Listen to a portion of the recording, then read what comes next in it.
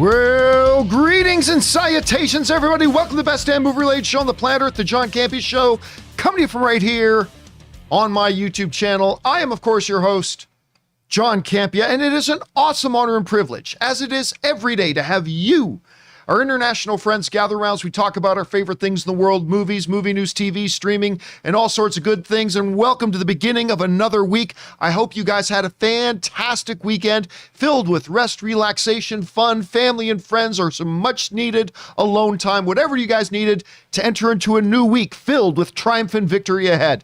Speaking of triumphant victory, ladies and gentlemen, maybe we'll find out tonight if he is the triumphant one in the great bet of 2021, 2-2 Tuesday versus Ketchup on Eggs. It's Ray Oras over here. Ray, how you doing today? What's up? If you guys can see this. Love that shirt, man. I bring the luck of Mr. Snap with me today, hopefully. Of course, Ray is going to be in the live chat. For those of you guys who are watching us live, Ray's going to be in there in the live chat with you guys, chatting it up with you. And we find out tonight, Ray, it's the night. Tonight we find out if that new trailer is going to drop by the end. If it doesn't drop if it drops by the end of Monday Night Football, that's it. But if it doesn't, you got to get ready to start making some eggs tomorrow because apparently I'm going to be eating some ketchup on eggs tomorrow. But we will find out tonight. Anyway, guys, a lot of stuff for us to talk about here today. We're going to talk about Encanto doing Ghostbusters, doing great on its second weekend. We're going to talk about that. We're going to talk a little bit about good Canadian kid Ryan Reynolds getting honored by Canada in the very cool way that they honored him with that. We got some Spider-Man stuff to talk about, not just Ticket Watch 2021, but also Amy Pascal's made some comments. We're going to talk about those and how she's being misquoted, actually, in a lot of the outlets. We're going to talk about that a little bit later. But first, we got a few things off the bat here. We got to do a little bit of house clean, let you guys know about. First of all, if you guys are looking for an audio-only version of the show, maybe you can't watch the John Campea Show on video today. Maybe you're commuting or you're jogging or you're at work. Good news, there is an audio-only version of the John Campea Show, simply called the John Campea Show Podcast, and it is available on your favorite podcasting app of choice. Just go to your favorite podcasting app, search for the John Campea Show, and go and subscribe to it so it'll be there when you need it. And all of us here, thank you guys so much for already subscribing to that podcast. Also, guys, want to let you guys know about this. Indulge me for a second as we talk about this, and then we'll get on to the fun stuff here in a second. You guys know every year around this time, Ann and I do the Adopt a Family program, and we encourage you guys every year to get a hold of your local municipal government, ask about their local Adopt a Family program for Christmas, and to get involved. And we encourage you guys to do that every year. And basically the idea of an Adopt a Family is the city has, people, families that are struggling or in the midst of a really, really hard time, and they just want to give their family a good Christmas. And that's where you and me come in to give them a great Christmas. And we talk about this every year. This year, Ann and I are doing something a little bit different. Because while every family that we have worked with over the last 8 years has been amazing and awesome and have had their own incredible stories, now, this year's family is a particular special one to us. And we thought this year we're going to ask you guys to join us in giving this family the best possible Christmas ever. The Joker said that all it takes is one bad day. All it takes is one bad day, to turn a Batman into a Joker. Well, I believe the opposite is true as well, is that all it takes is one good day. And maybe we can't change the world. Maybe we can't even change a family's life. But you and I have the ability to give them that one good day. And so here's the story behind this. So as I just correct something here quick. 1 second. I forgot to raise fan. Sorry about that. Okay, so here's the story behind this. Ann and I were talking to the Adopt a Family program for Los Angeles. And we found out that our family this year, get this, it's a single mother of 3 kids. Her husband was murdered in the streets when he was trying to stop another man from assaulting a woman, and he was murdered. So this woman lost her husband. Fortunately, and then COVID came around, she lost all of her part-time jobs because of COVID. Fortunately, she still had her father and her sister to help her out. But prior to a vaccine being available widely, her father and her sister both died of COVID. So this single mother lost her husband, lost all of her work. She's got 3 kids. And then the 2 members of her family that were helping her out passed away from COVID. And yet this woman is filled with faith and optimism and still believes in the best and all that kind of stuff. And we were hearing this story and we said, there is no fucking way that we are not going to give this family the best Christmas they've had in a long time. There is no way that's going to happen. No way. So what Ann and I decided to do was to reach out to you guys, because we normally do what we can, but we want to do that plus more. And so this year we're going to invite you guys to help us give this particular family the best Christmas we can. We can't give them the world. We can't change their lives, but we can give them one good day. And so what we've done is we've put together a wish list on Amazon. And if you guys go down into the description of this video, right at the top, you will see the link to that wish list. And you can see they're not asking for anything special. They're asking for school supplies, soap, socks, tracksuits, maybe a football, stuff like that. Now look, Ann and I will take care of the bigger stuff. All right. But if you guys want to jump down in there, all you got to do is use that Amazon wish list that's down below, buy something there, it will get shipped to us, and then we'll be able to bring it to that family. I want to point out this one part though, that Ann and I put on ourselves. It's a $30 pack of Amazon gift cards. We're asking for 30 of those. So if 30 of you guys can get on that wish list. I mean, if you can get anything on this list for this family, shampoo, underwear, whatever, if you guys can get anything, that would be absolutely awesome and fantastic. But if you're not quite sure what specifically to do me a favor and be one of the 30 people. 2 people have already bought this and get the $30 gift card. We would like to give this family like $900 in Amazon gift cards so the mom can get whatever their kids need. That's what we'd like to do this Christmas. And then again, like I said, Ann and I will take care of the bigger stuff on our own. But if you guys can help us with that, that would be amazing. So, and then by the way, guys, go and adopt a family yourselves as well this Christmas. Just contact your local municipality, ask about adopt a family, and get some friends together and make a difference in a family's life.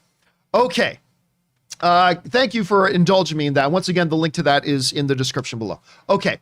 One last thing I want to let you guys know about, and this is exciting. So last night, Ray, you and I did Ticket Watch 2021, and it ended with sadness and woe. With a big L. With a big L. The biggest L you can have. In that we tried for hours and we were not able to get tickets. So, but then a Christmas miracle. Christmas miracle. Christmas miracle. After we were done the Ticket Watch 2021, I put this up on Twitter. Yeah. I found out that we got, for the very first screening on Thursday, December 16th, actually the first screening's at 3:00, we got a 3:30 private theater for a private screening of Spider-Man No Way Home. And here's the best part. We're going to invite some of you guys, our viewers, to come and join us for that private screening. See it before probably any of the rest of your friends. We're going to invite some of you guys to come and join us for this private screening of Spider-Man No Way Home. I will let you know we're going to do it close to where we live, which is in Riverside, California, which is only about an hour outside of LA. So if you live anywhere in the area, keep your guys' eyes open, and we're going to let you guys know in the next day or two about how we're going to do a little bit of a giveaway to invite a number of you guys to come on down to Riverside for a private screening with us, for a private screening of Spider-Man No Way Home. See it before most of your friends do. It's going to be a lot of fun. Keep your guys open for that. We'll talk about how we're going to do this giveaway in the next couple of days, but I just wanted to put that on your radar. So guess who came into the clutch with that one? Well, don't say. Oh, okay. Don't say. Oh, okay. Don't say. No. Okay. You know, secrets. Secrets. All right. Anyway, so keep your guys' eyes open for that. Okay, guys. With all that down, let's get into our main topics here today, shall we? And how do we select our main topics on the John Campea Show? Well, it's really simple. You see, you guys come up with our main topics. Whenever you come across a big topic, issue, or story that you guys feel we need to cover as a main topic here on the show, just go anytime 24/7 over to www.thejohncampeashow.com/contact. Once you guys get there, you're going to see a form. Fill it out with your topic or question. It's absolutely free. Hit submit, And then maybe, just maybe, you might see your submission featured as a main topic here on the John Campea Show. By the way, you might notice Kimberly's not here today. She got a hold of Ray and I a little bit earlier this morning. She's been under the weather this weekend, so she's taking the day off. We'll see her back again tomorrow. All right, with that down, let's get into main topic number 1, shall we? And our first main topic today gets submitted to us by Flashboy, who writes, I know many of us have been curious to see what legs Ghostbusters Afterlife would have in its second weekend. Well, the results are in, and it appears Sony's decision may have paid off. Over Thanksgiving weekend, the film only dipped an estimated 44.3%. That is 10% difference from 2016's Ghostbusters second week return. What is your take on these numbers? Thank you. You're a real guy. I love that guy. You're a real guy. You're real. All right. Thanks a lot for saying that in, Flashboy. And yeah, you guys will remember that we talked about a while ago the fact that it was really interesting that Sony was dropping Ghostbusters the weekend before Thanksgiving, the long weekend, when that would normally be, you know, a time to maybe put it out for the first time. And what we speculated on here was, you know what? I bet Ghostbusters really believes, or Sony really believes in this film. And they believe that they're going to get word of mouth out so that it goes into that second weekend and has really strong legs for its second weekend. And strong legs it absolutely had. This comes to us from the folks over at Coming Soon who write, Ghostbusters Afterlife, which continued to exceed expectations in its second week with a $35.25 million 5-day cum, bringing its domestic total to $87.8 million. Per Ent Intelligence tracking, Ghostbusters and Encanto split family audiences, with the former selling 3.25 million tickets and the latter selling 3.7 million. Over the 3 days, Jason Reitman's Supernatural sequel earned $24.5 million, just below Encanto's $27 million.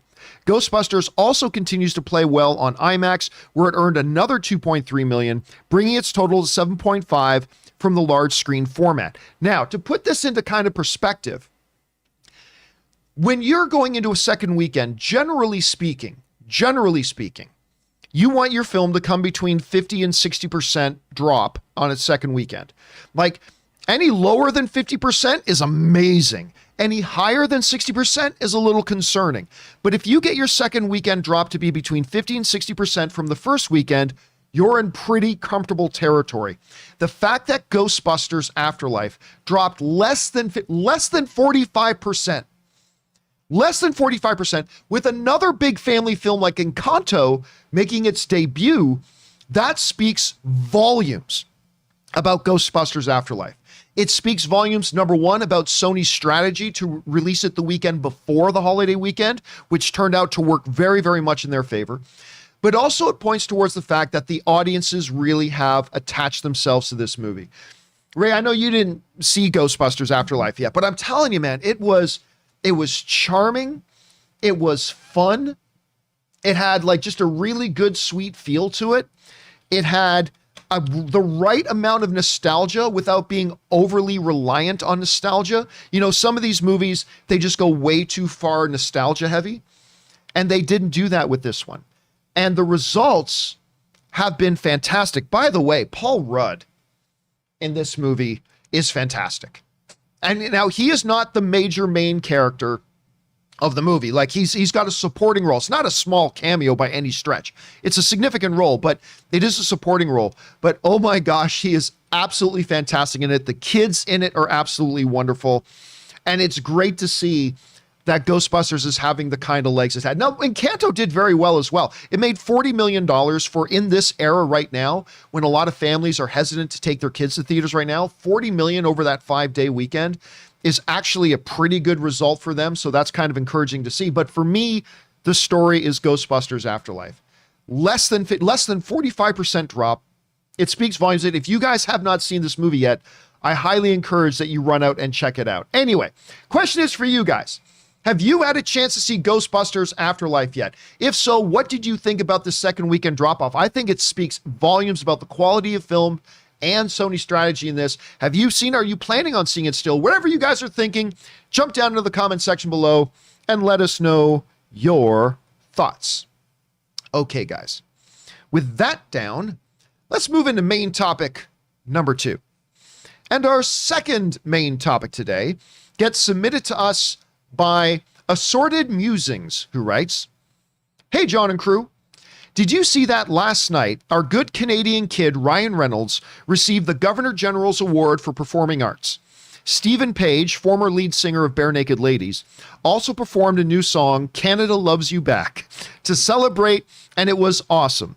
Would love to know if you saw it and what your thoughts are.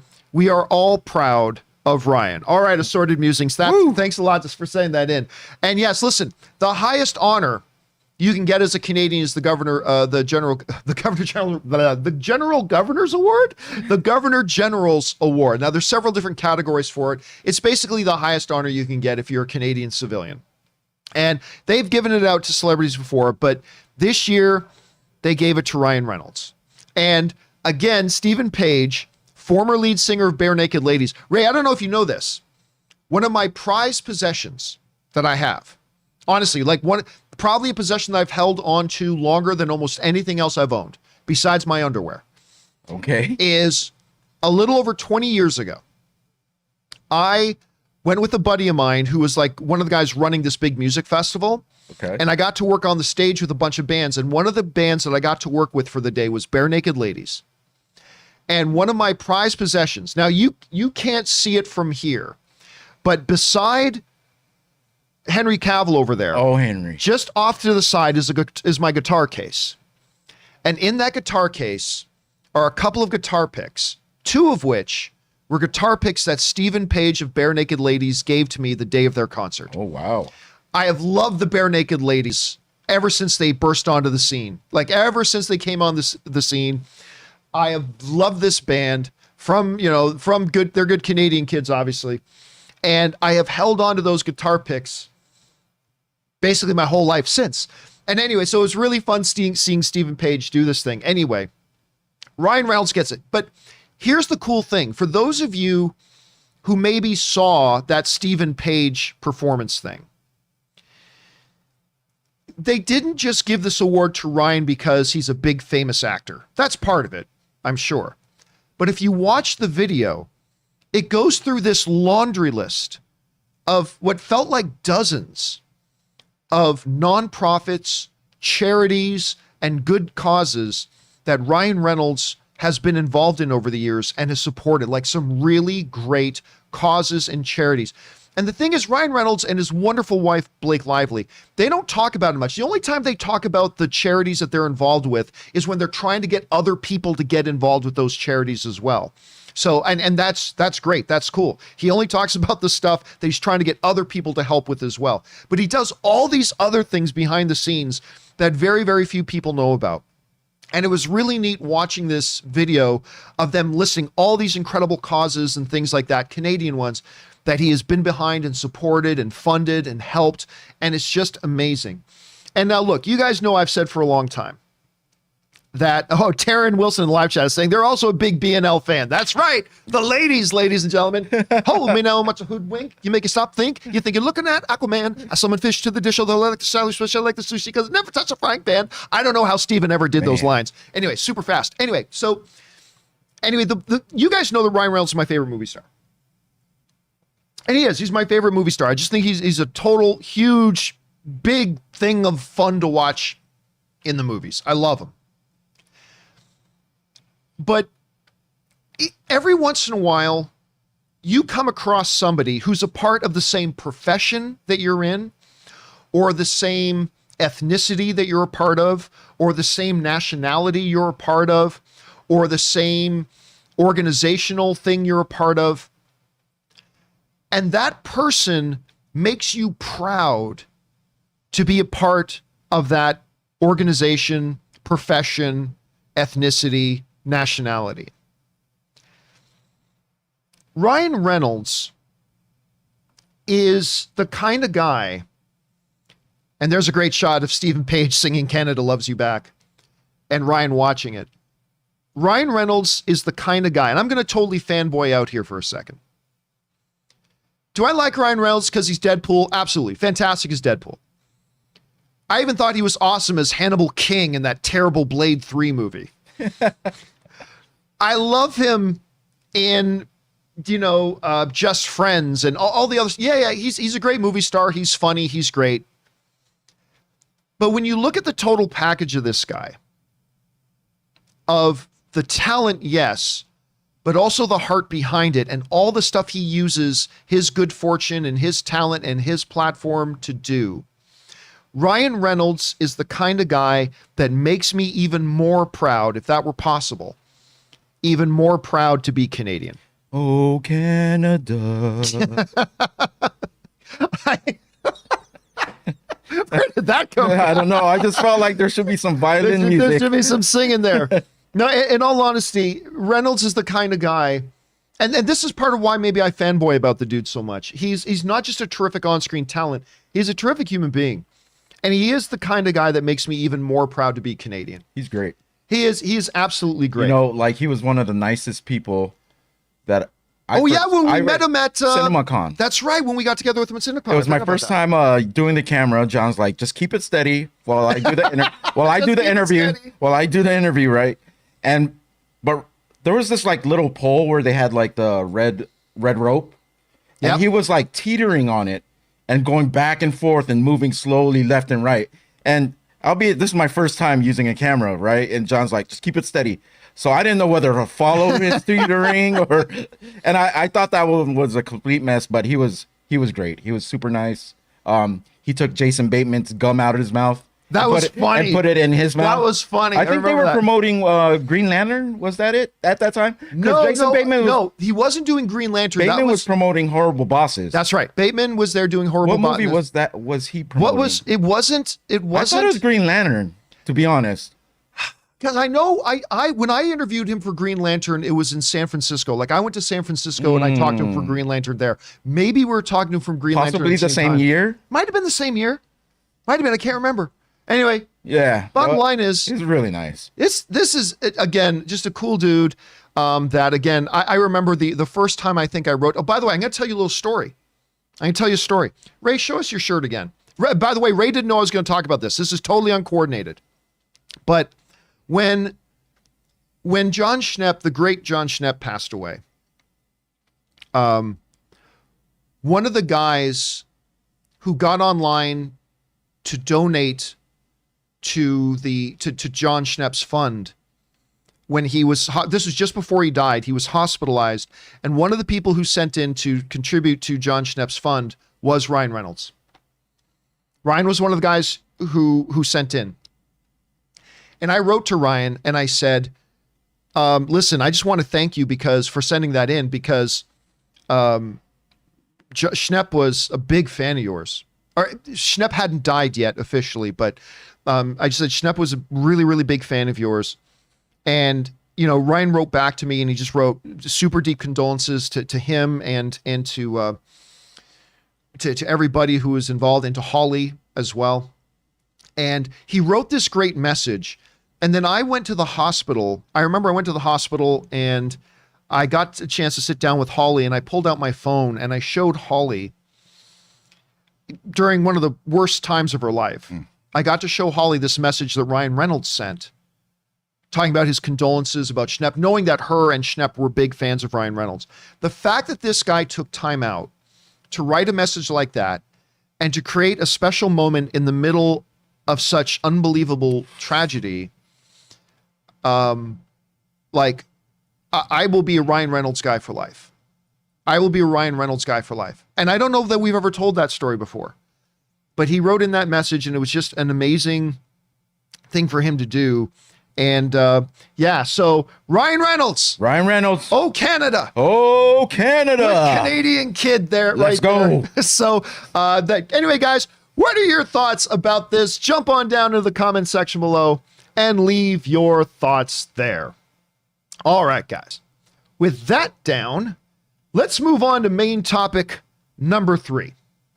And our third main topic today gets submitted to us by KJ, who writes, "What's up, John? Big fan since I was 12. I'm 20 now. Wow. I was on the AMC app going through the Coming Soon tab just now and saw that Death on the Nile opening February 11th. I'm not sure if this is just AMC or not removing it from their slate just yet, or if this is Disney silently releasing it into theaters. What do you think? Thanks. All right. Thanks a lot for sending that in, man. And yeah, what a shit show has this whole Death on the Nile situation been. Now, for those of you who aren't really familiar with what's going on with Death on the Nile, so the great Kenneth Branagh, who I love Kenneth Branagh, directed the first Thor movie, which I believe is like the second most underrated comic book movie of all time, only behind Henry Cavill's Man of Steel. He directed this film, and it got delayed and delayed and delayed and delayed for a lot of reasons, but one of which was because one of the main actors in it is Armie Hammer. It's not a small role Armie Hammer plays in it. It's a significant role. And that has put Disney in a very precarious position about what do we do with this movie. Now, for those of you who don't know much about what's gone on with Armie Hammer, just a little side note here. This is from Variety, who catches up and says, the prominent thorn in this rosy picture for Death on the Nile with Disney is Armie Hammer, the disgraced leading man who has been dropped by numerous employers in the wake of a rape allegation, actually it's several, and multiple claims of abusive behavior with extramarital partners. Hammer is now in the middle of a very public custody battle with his estranged wife, Elizabeth Chambers, who announced their divorce in July of 2020, I should say, after 10 years of marriage. So here's Disney and Fox, right? And they've got this movie, Death on the Nile, that they're trying to do and release.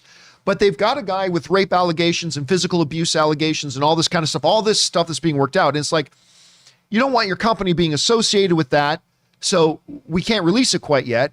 But we've also got hundreds of millions of dollars invested in this thing. We can't just let it sit on the shelf. What the hell are we going to do? Now, a long time ago, they announced that they moved the release date to February. I believe it's February 11th. But the thing is, even Kenneth Branagh came out just a little while ago. The director, Kenneth Branagh, just came out a little while ago and said, I don't know if this movie's ever getting released. Well, you weren't the only person to notice that when you're on AMC's website, as all of us were yesterday trying to get Spider-Man No Way Home tickets, that under their coming soon thing, AMC now has Death on the Nile listed for February 11th, 2022. There has been no official announcements. There's certainly been no press. There absolutely has been no promotional tours. But very silently, very quietly, I guess the theater's been told this movie will play. And maybe it means nothing. Maybe it means absolutely nothing, Ray, that these movie theater sites, by the way, I think Fandango's got to listen too, are listing that the movie is coming out on February 11th. Maybe it means nothing, but it's starting to look like Disney is planning on just, shh, let's very quietly. But we won't help them with our Ticket Watch. Death on the Nile. 2021. Or Death on the Nile. We should do a Ticket Watch 2022 for Death on the Nile. Ticket Watch. Now, is this like 2 of 3 movies? Was this a plan to be a trilogy? I don't know anything about the books or whatever, so. Yeah, this is the follow-up for, this is a great question, because this is a follow-up people who don't know to Murder on the Orient Express that Kenneth Branagh did a couple of years ago. So this is it's not really a sequel per se, but it's the same main detective character now coming over, and he's going to solve this mystery, right? Case. And then they were hoping to make a franchise out of it, right? So it looks like they're very quietly going to try to put this thing out. Now, here's the big problem. The big problem of this, and why I think they're going to do this very quietly, is with most of these major motion pictures, they put out this movie and then they do a big press tour. They have press days. They do junkets. They do all that kind of stuff. I guarantee you, if this movie is coming out on February 11th, there ain't going to be no press junket. Because what's going to happen, and they know this, they're going to sit down to talk to Gal Gadot, or they're going to talk to any of the other performers, and they're going to say, they'll ask an obligatory nice first question, right? It's like, oh, what's it like to be in this movie? And then they'll go, was it awkward working on set with Armie Hammer? You know that, right? Hammer time. I'm sorry. You- I don't mean to make jokes, but that's all I can Hammer think. time. It brings new meaning to hammer time. Bring in the hammer time. So, you know that every single interview, every one of the actors or writers or Kenneth Branagh himself, every single interviewer is going to make that entire thing about asking about Armie Hammer. It's going to become a circus, an absolute circus. They're gonna Andrew Garfield her. They're going to Andrew Garfield it. The whole thing, that's what's going to be. And so I think what it's starting to look like, and I don't really know, at some point, they're just going to just quietly slip this into theaters. I think they have contractual obligations to make sure it gets a release of some form. I think they're just very quietly going to let it slide into theaters and then very quietly leave. Was this supposed to be out already? Oh, ages ago. Oh yeah, okay. I mean, it's been delayed for obviously the pandemic was a big thing, but then the Armie Hammer thing was a big part of it as well. So that's been a big thing. So it looks like to me this is going to quietly come and quietly go with or without Hammer time. But yeah, it's coming. Anyway, question is for you guys. What do you make of this whole situation? Does it indeed look to you like, yeah, they're going to put this movie out and it doesn't look like they're going to promote it at all? Maybe they will. Who knows? Whatever you guys are feeling about this, jump into the comments section below and let us know your thoughts. Okay, guys. With that down, let's get into main topic number 4. And our fourth main topic today gets submitted to us by Adam Watts, who writes, first of all, thank you for the Ticket Watch 2021 stream, since it kept me sane trying to get my tickets. It was, by the way, I had a great time doing the tickets, the Ticket Watch. Ray was in here with me doing that. That was a lot of fun. He popped that up on me and he was like, let's do the Ticket Watch stream. I'm like, oh, okay. Because I was in my pajamas. I was getting ready, you know. But yeah, it was great. It was a lot of fun, and a lot of you guys came and joined us for Ticket Watch 2021. Anyway, that was great. Anyway, let's get back to the question here. Since it kept me sane trying to get my tickets. Well, you were 100% right. The demand for the tickets was huge. AMC, Atom Tickets, Fandango, Cinemark, and just about every other ticket seller I could think of were all crashes and having delays for hours after the tickets went on sale.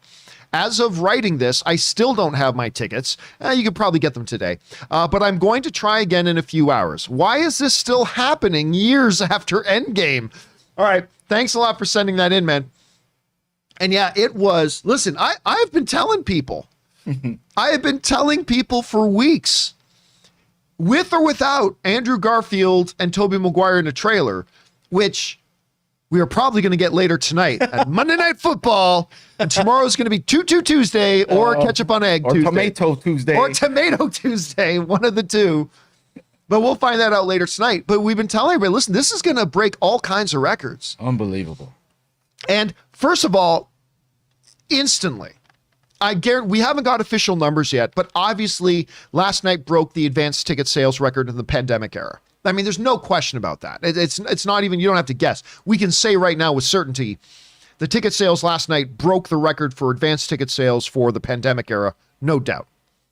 There might even be a chance, considering more people today buy tickets online in advance than they did 2 years ago, there is also a chance that it broke the record maybe for advanced ticket sales in the first 24 hours out of any era, pandemic or otherwise. We'll find that out in the coming days. We don't know that for sure, but absolutely broke the pandemic era record, no doubt. And it's going to be very interesting to see what kind of opening weekend this thing had. But here's the problem. People were trying to buy tickets for this thing. And once again, even though we had Endgame, even though we had Star Wars The Force Awakens, even though we had the experience with The Rise of Skywalker, these multi-million dollar companies could still not be adequately prepared. I mean, look, YouTube handles 100 million or 1 billion video requests a day. I'm sure there's a way for these companies to make sure that their sites can handle an onslaught of traffic to buy tickets. And yet here we are, 2 years later, And these companies still were not prepared. And it's not just one company. It's not like we can just point at AMC and say, they were. No, none of them were ready. Ray, you and we were trying to bring up Atom tickets. Yep. Crash. It's interesting that it says worldwide. That's crazy. I mean, it was absolutely nuts. Now, obviously, some countries were getting tickets because they're getting their screenings earlier than us. But it was Atom tickets. We were trying Fandango.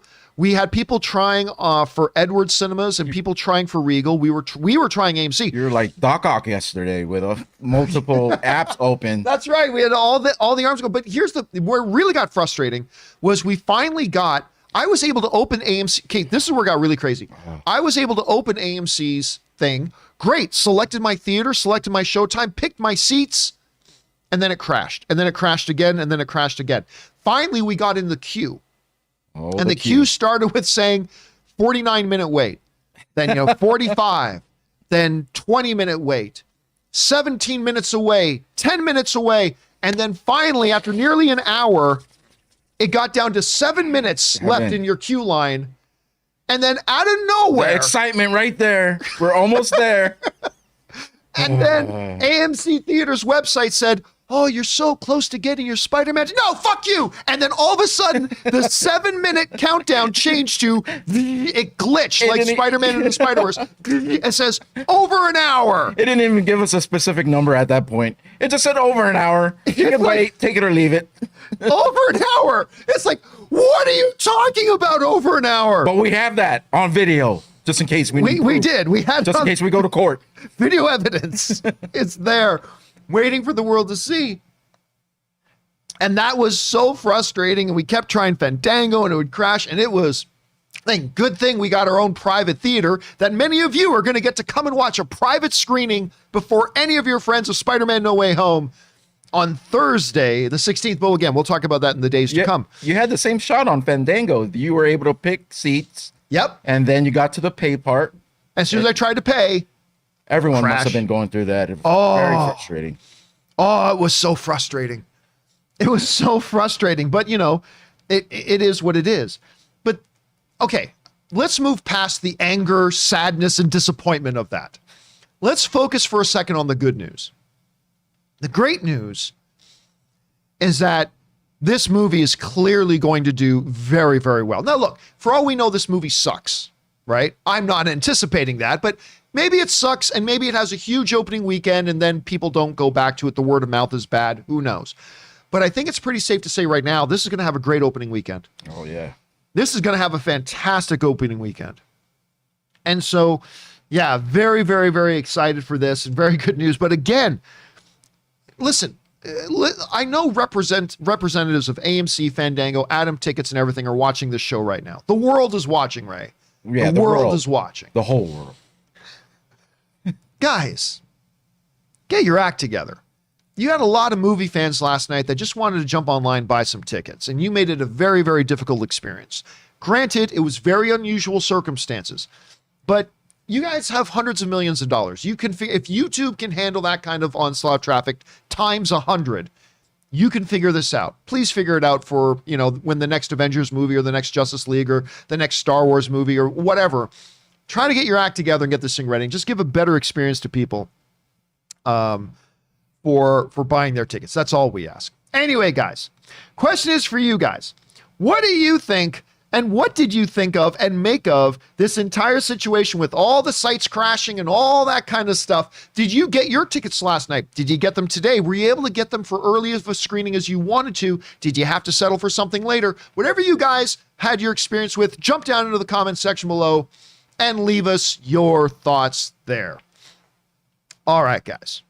With that down, let's go into a bonus time. Big surprises. Bonus time here on the John Campea Show. We didn't want to do this as an off the top because this is too big to do as an off the top. So we saved it here at the end. And that is this. Amy Pascal, who is actually a genius movie executive. She gets a lot of crap and has taken a real bad rap from fans, from clueless fans, for a long time, but she's actually sharp. She sometimes maybe doesn't handle interviews so well, Like there have been examples in the past, like even like there have been some very awkward moments on camera between her and Kevin Feige when she's saying some things, then Kevin Feige kind of looks at her, is like, what are you saying? Like, granted, but she is a great movie executive. She's an absolutely great movie executive. And she's taken some crap for a while. And she did an interview with Fandango, since I guess that's why their site was crashing last night, because they were busy interviewing Amy Pascal. Hey, we're having some technical problems. Later, I'm talking to Amy Pascal. Anyway, so they're talking to Amy Pascal, and she seems to suggest that we are going to get more Spider-Man in the MCU moving forward. Now, for those of you guys who watch this show for a long time, you guys know I have felt for a couple of years that while there's a lot of good arguments to suggest that Spider-Man's going to stay in the MCU, I believe that Spider-Man No Way Home and maybe the events of Doctor Strange 2 are going to lead to Spider-Man exiting out of the MCU and going back over to Sony. I mean, a lot of arguments to the contrary as well, absolutely. I kind of believe that he would go back over to Sony, then pop up now and again in the MCU when they needed him to, but I have felt for years that he's going back over to Sony. And there have been good arguments for why he would stay in the MCU. As a matter of fact, for those of you guys who are familiar and have watched this show regularly, you guys will remember about a month ago, we talked specifically about the very solid reasons to believe that he may actually stay in the MCU. Let's go back and take a look at this. This is from about a month ago. And so I think if you're somebody who believes that Spider-Man is going to be staying firmly in the MCU after No Way Home, I think you've got some very solid, firm, logical arguments to stand behind. The fact that the partnership between the two companies has been amazingly successful so far. The fact that the majority of the fans want Spider-Man to stay in the MCU. And look, up till now, there's been no hint in the story. There's been lots of hints outside of the movies, but within the movies, there hasn't been the slightest hint of a possibility of Spider-Man leaving. So here's what I would say, Raymond. This is what I would say. I would say that, yes, I believe that Spider-Man is leaving the MCU, with the possibility of popping up now and again. I don't know what else you could possibly think Kevin Feige was talking about when he said our Spider-Man is the one character that can travel between cinematic universes, but that's what I believe. But unlike what you're saying, Raymond, it is not crazy to believe he's staying. There's a lot of very solid reasons to believe he is. And by the way, I probably didn't even cover all of them. All right. So again, that was from about a month or so ago. And you know, you guys know, I believe he's going back over to Sony, but there have been very, very good reasons to believe he was staying in the MCU.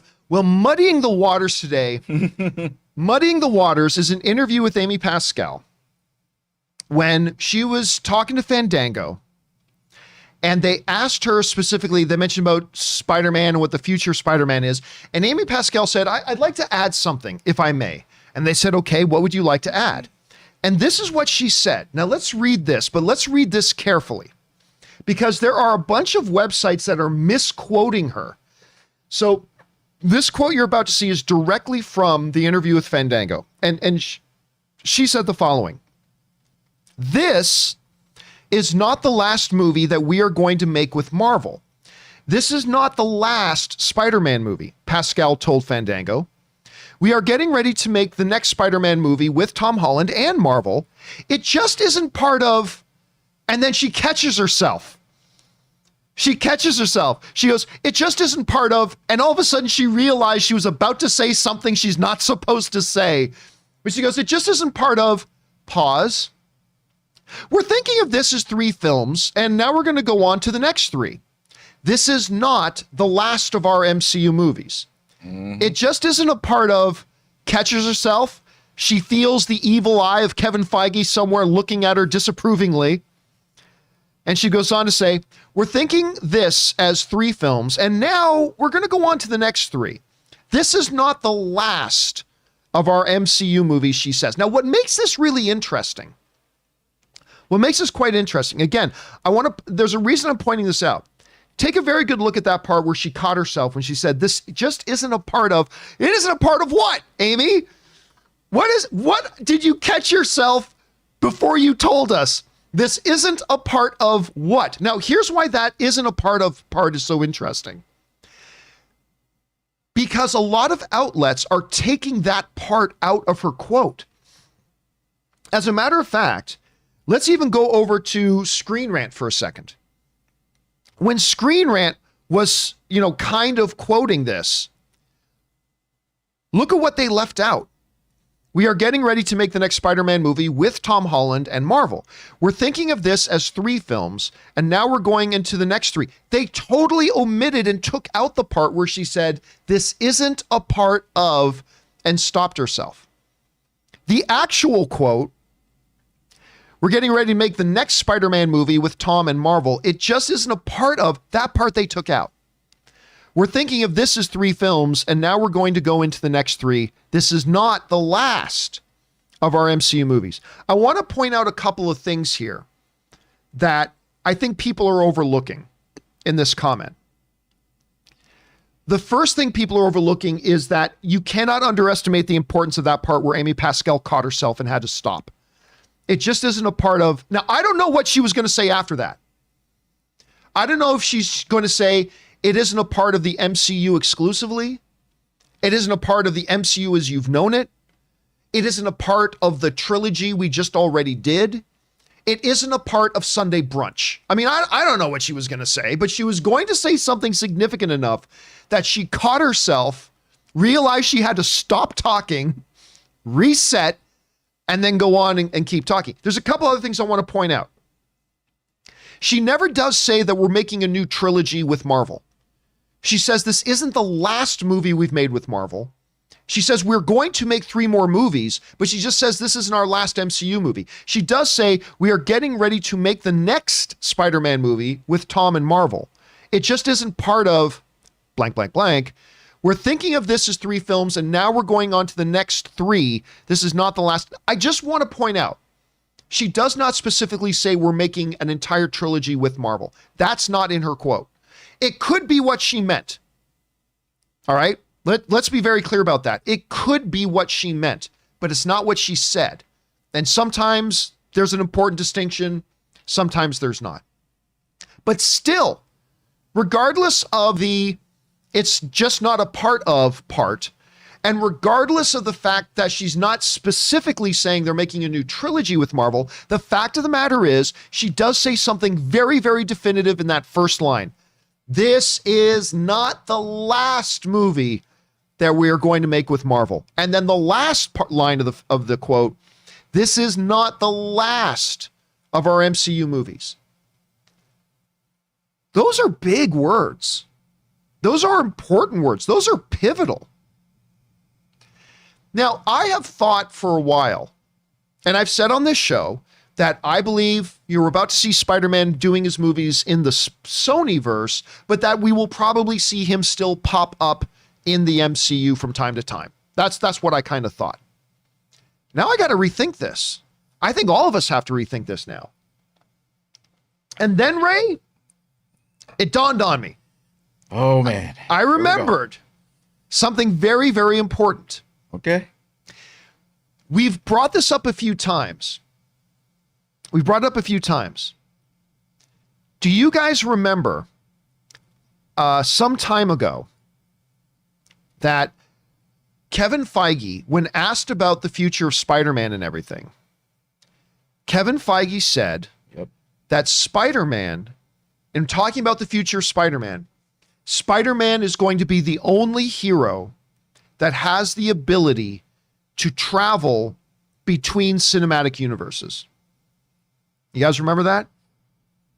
Kevin Feige said, Spider-Man is going to be the only superhero that has the ability to travel between cinematic universes.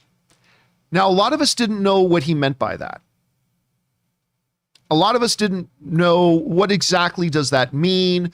What could it be? What might it mean? Because obviously at that point, we hadn't seen Tom Holland's Spider-Man travel between cinematic universes.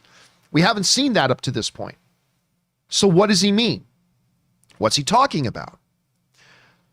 Well, I think Amy Pascal, I think I need to reevaluate my whole thought on this now, because with Amy Pascal saying something along the lines of, this is not the last movie we're going to make with Marvel, We are getting ready to be next planet, blah, blah, blah. It's just not a part of the MCU. Who knows? We're thinking of at least 3 more films. We're going to make the next 3. This is not the last of our MCU films. I'm starting to wonder this. When you look at that line combined with Kevin Feige's line that Spider-Man is going to be the one hero that can travel between cinematic universes, I wonder if we're just simply going to see Tom Holland Spider-Man be in both. I just wonder if we're now going to see Spider-Man doing an MCU movie and Spider-Man being over in the Sonyverse. Now, I have to admit something, and I am not going to say much. I have seen a fairly important chunk of Spider-Man No Way Home. I'm just so you know, so it doesn't look like I'm trying to predict something that I already knew. I'm just telling you this so later it doesn't look like I'm trying to make it look like I had no idea, when in actuality I have seen a part of the movie. It was another one of those things where somebody sent me something and I thought it was going to be a fan edit of some kind, and it's pretty real. It's pretty real what I saw. It's pretty real. But I'm not gonna say a thing about it. I'm not gonna say a damn thing about it. And I'm certainly not gonna share it on social media thinking, look at this great fan edit. I will share it on social media. You will not share it on social media. You will absolutely. Ray sneaking behind my back when I'm not looking, getting on my computer and posting. Direct those super chats to Ray, and I will share it. Ray will absolutely not share it. There is no way Ray is going to share it.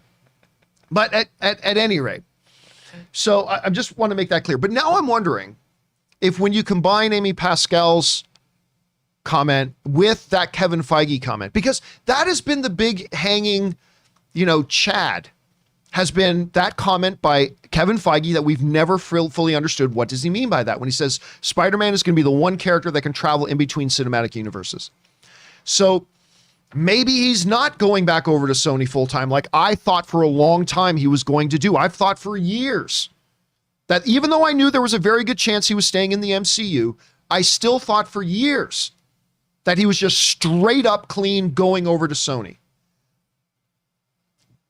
But I've never been able to reconcile what does that Kevin Feige quote mean, though. Maybe this is what it means.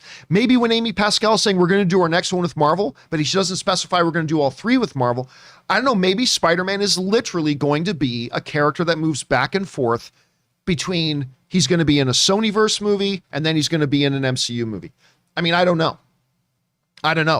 All I know is this. Today, I feel is uncertain because I felt pretty good about my belief that he was just going to go over to Sony, and I can't be that certain anymore. Now I feel pretty in doubt. Now I don't know what it means exactly. Maybe he's doing the next 3 films with Sony, and then after those are through, make a cut back to Marvel just to connect them. Or will it be a new Spider-Man trilogy where one of them takes place in the Sonyverse with Morbius and Venom, then something happens, he's able to travel back into the MCU, the second Spider-Man movie happens or maybe the other way around, maybe the first one's going to be in the MCU, then he goes over to Sony, does one over there, and then his third one is going to be back in the MCU. I mean, I don't know. Yeah, because I can't see actually when I think about it, I can't see Spider-Man being gone that long, doing 3 films just with Sony and him not appearing in any Marvel movies in between them. No, especially he's now. He's such a pivotal character. Especially since when they announced that Peter Parker animated show with him in high school, my first thought was it was going to be like something totally separate. But Marvel has confirmed that Peter Parker animated show that's coming on to Disney Plus is the Tom Holland Peter Parker, right? And so since that is the Tom Holland Peter Parker, that became pretty clear that they're clearly not going to break ties with the Tom Holland Spider-Man completely, if at all. He's going to be busy. Tom Holland's going to be busy. He's going to be busy. But then you go back to those comments Tom Holland made a little while ago saying that, oh, yeah, man, I don't know how much longer I'm going to be playing Spider-Man. Dude, we all know he's already got a contract for a lot more. But I think maybe he knows how much Spider-Man he's going to be doing up until he's 30, and he'll be, tired of it by then. I meant how old is he right now? Like 25 or something like that, 24? I think he must be 25 because I remember him saying, that I'm doing something wrong if I'm still playing Peter Parker in 5 years. Right. And I remember, that's when he turns 30. So I think he's 25 now. Oh, let's find out. What do I got to ask again? Hey, Google, how old is Tom Holland? Find out. 25 years old. Okay, so Google just told us that he's 25 years old. Sorry if I activated any of your guys' Google Home devices there. Hey, Siri. Alexa. Oh, there. Man, you now just I just activated effed everybody up. I just effed everybody up. Yeah, maybe. So he's 25. So clearly, now my Siri's going off. So clearly, if they're doing 3 more films, those aren't going to be done in 5 years. So when Tom Holland was saying, I don't know if I'm going to be playing Spider-Man in 5 more years, clearly you are. You never know, man. Sony busted out those Venom movies real quick. Remember They when weren't that fast. They were faster than 2018 was when the first one came out. I meant this Venom, the Carnage movie. That came out pretty quick. It took 3 years. Really? Yeah, I didn't even correct know. me if I'm wrong, but like the first Venom movie, I believe came out in 2018. That was 3 years ago. I mean, maybe it came out in 2019. Guys in the live chat, help me with this to see if I'm wrong about that. But I think Venom came out in 2018. Ray Studios in the live chat is saying, yes, it came out in 2018. So is Jimmy. So is Al Johnson. So But I meant the turnaround with the second movie. When they announced it, it felt like it was such a short time until they that was a year. That was about 2 years. Yeah. Okay. Andy Serkis was working on it for a while. So, so that's a 3-year turnaround time there. Now, granted, Right. it probably would have been a 2-year turnaround time if it wasn't for the pandemic. Right. But still, even at 2-year turnaround times, you're looking at 6 or 7 years for them to get 3 new Spider-Man movies done. And that's if they only do them in 2-year turnarounds. Right.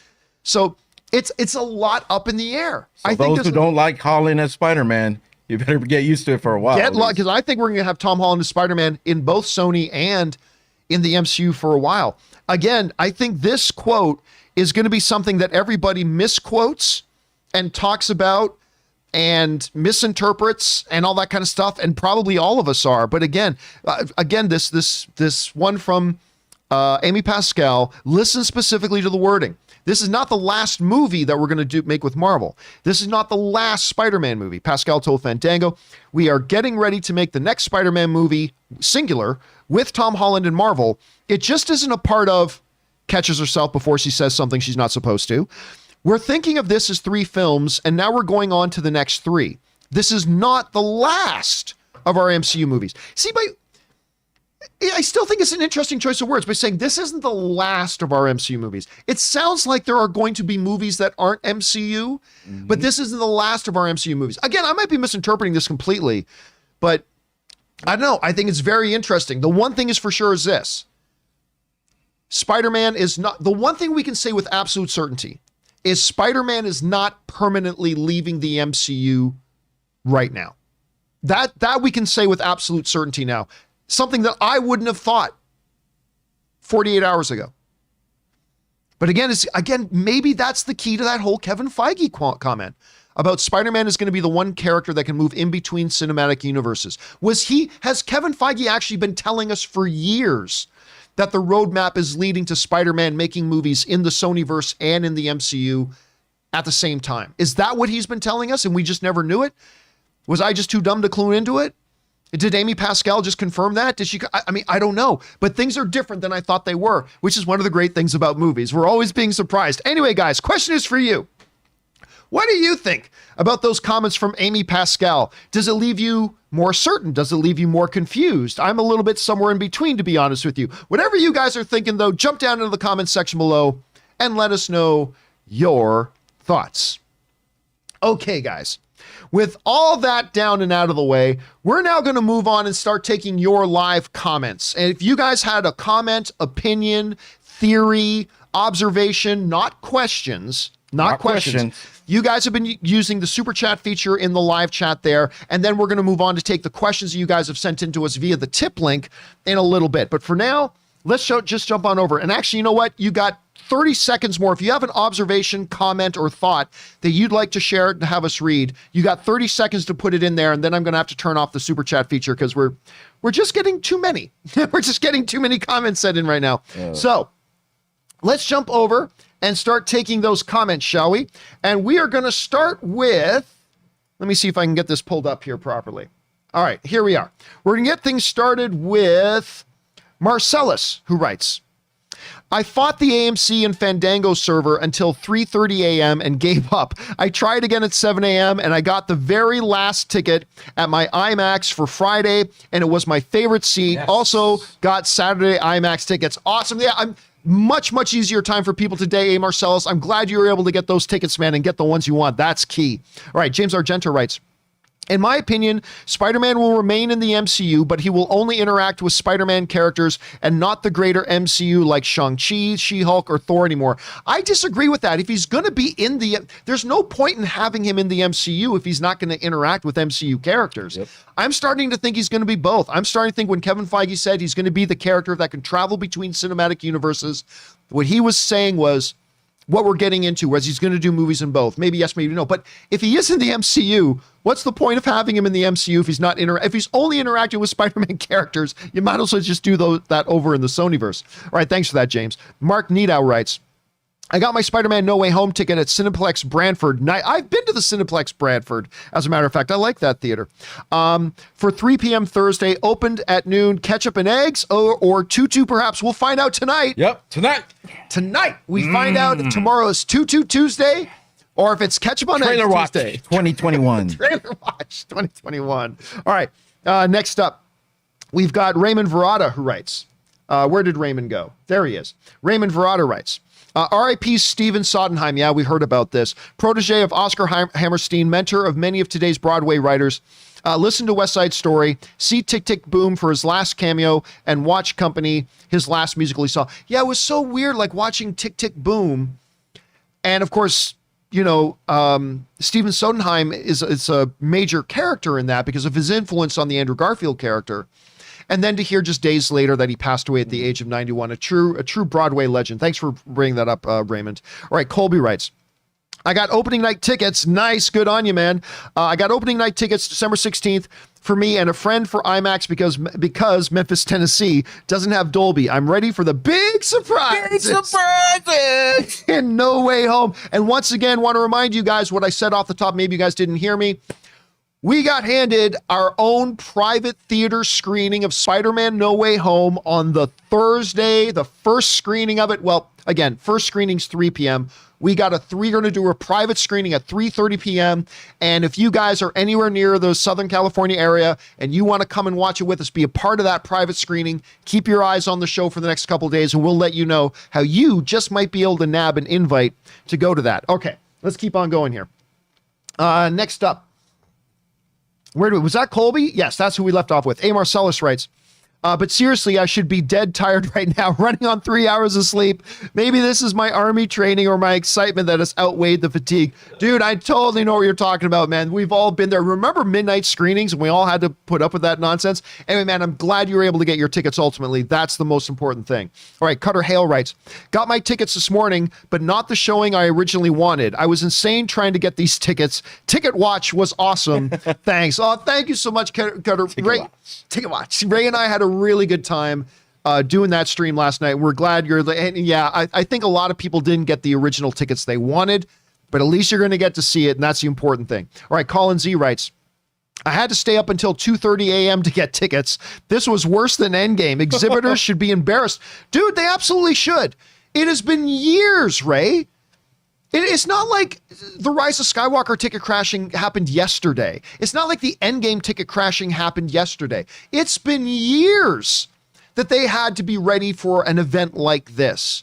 And again, I'm super happy that it means Spider-Man is selling so many tickets, but there's just absolutely no reason why they can't be ready for this next time. At least I really hope so. Okay, next up. Jevi Reacts writes, It was a nightmare, but I got my IMAX tickets. We'll be seeing it on the 15th of December. Well, clearly you're not in North America. I can't believe I had to travel to France to go see it early. So you're going to go see it in France. That's commitment. I mean, unless he lives like right beside France, but that's commitment. Ray, I can't even get you to drive. No. Wait, that's like a 15-minute drive. I can't go there. I know. You're lucky the theater that you guys got is really close. Or I'd have to skip out. We're getting the one really close to us, so we got really lucky there. All right. Good on you, Jevy Rex. That's some fan commitment there, man. Jevy. That is some fan commitment. All right, Raymond. I hope it's good. Yeah. If it's a bad movie, man.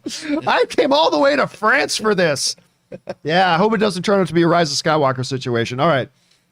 Next up, where are we at? We're at Raymond Verrata, who writes, the new TV spot for Book of Boba Fett. Jennifer Beals is in it. Twilight Flashdance. She was in the Disney Plus Day little tiny preview they did for it. So that we already knew that. A little Flashdance. What a feeling. It's going to be great to see her in it. Not a lot of new material in it, though. It was only a couple of seconds of new material there. So I was a little disappointed by it. Can't wait for the show, though. All right. Raul Segura writes, with the way ticket sales went last night, what percentage odds would you all give that Spider-Man No Way Home can cross the $1 billion mark? The thing is, that all depends on how good the movie is. If it gets word of mouth, because you're not going to get $1 billion on opening weekend, right? So it's going to have a big opening weekend, but we got to see if the word of mouth in this movie is good. Are people disappointed? Are people pissed off when they see it? Are people loving it? Can people not wait to see it again and bring new friends with them? That's what's going to determine whether this thing can hit the $1 billion mark. But I'd guess that the odds look pretty good right now, Raul. All right.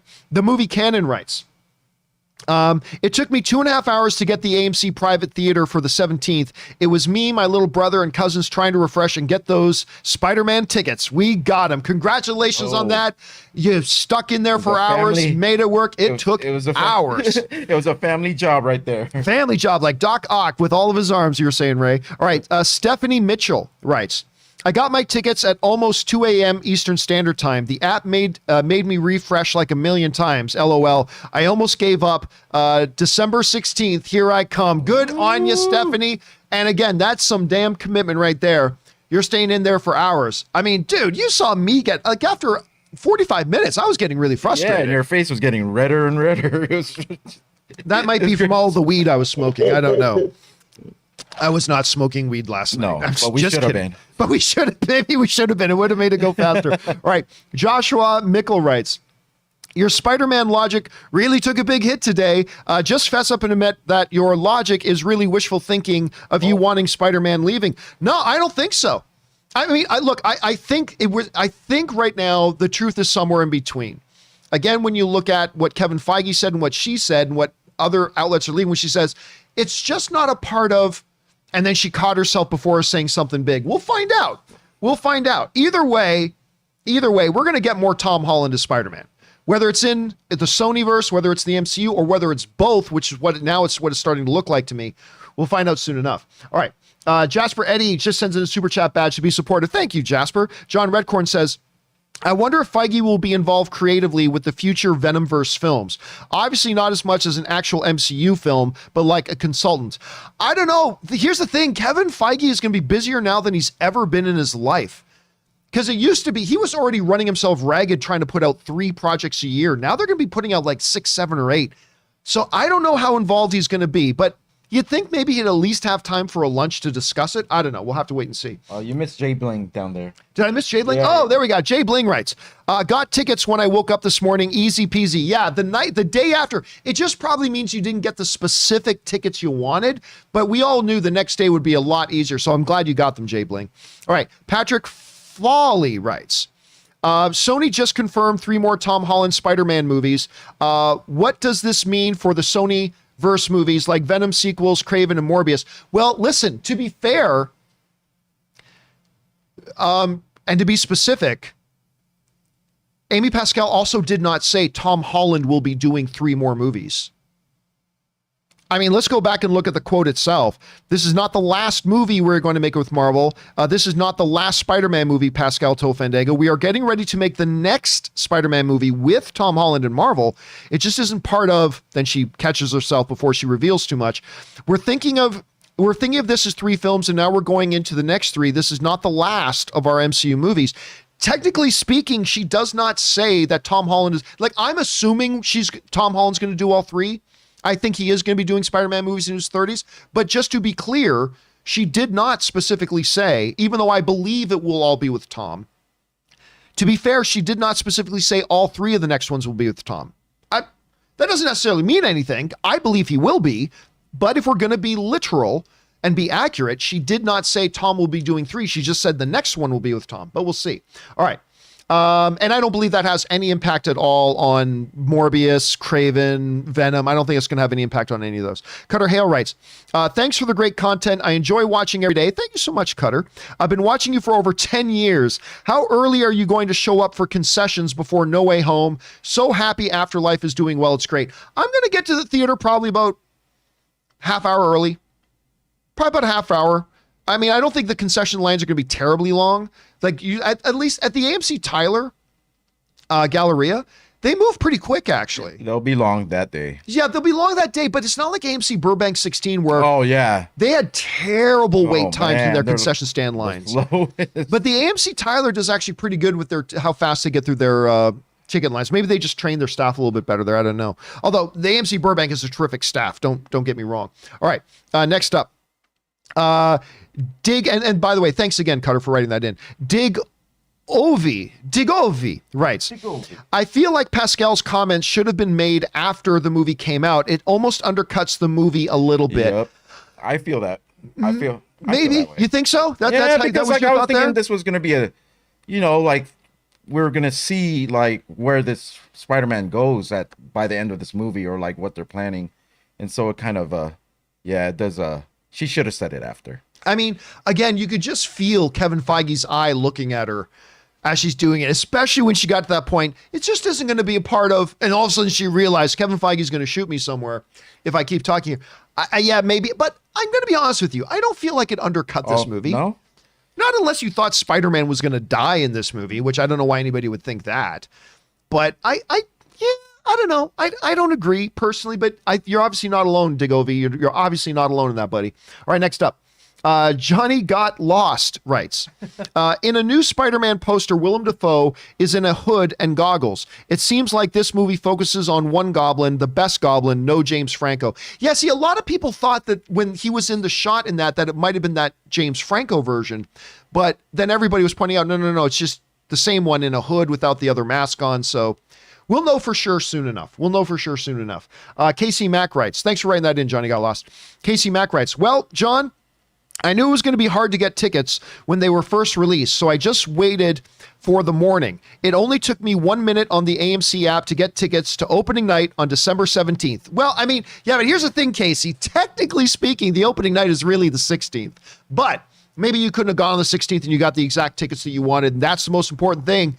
And here's hoping we all enjoy it, Casey. Let's all hope that putting up with what we had to get those tickets was all worth it. All right, Ketchup on Eggs writes, got tickets. Nice name. Ray likes that name. I got tickets for the Chinese theater opening night. You know what? Here's the funny thing. I'm going to be there too. I'm going to go to our private screening I'm going to do the private screening with some of our viewers on Thursday afternoon.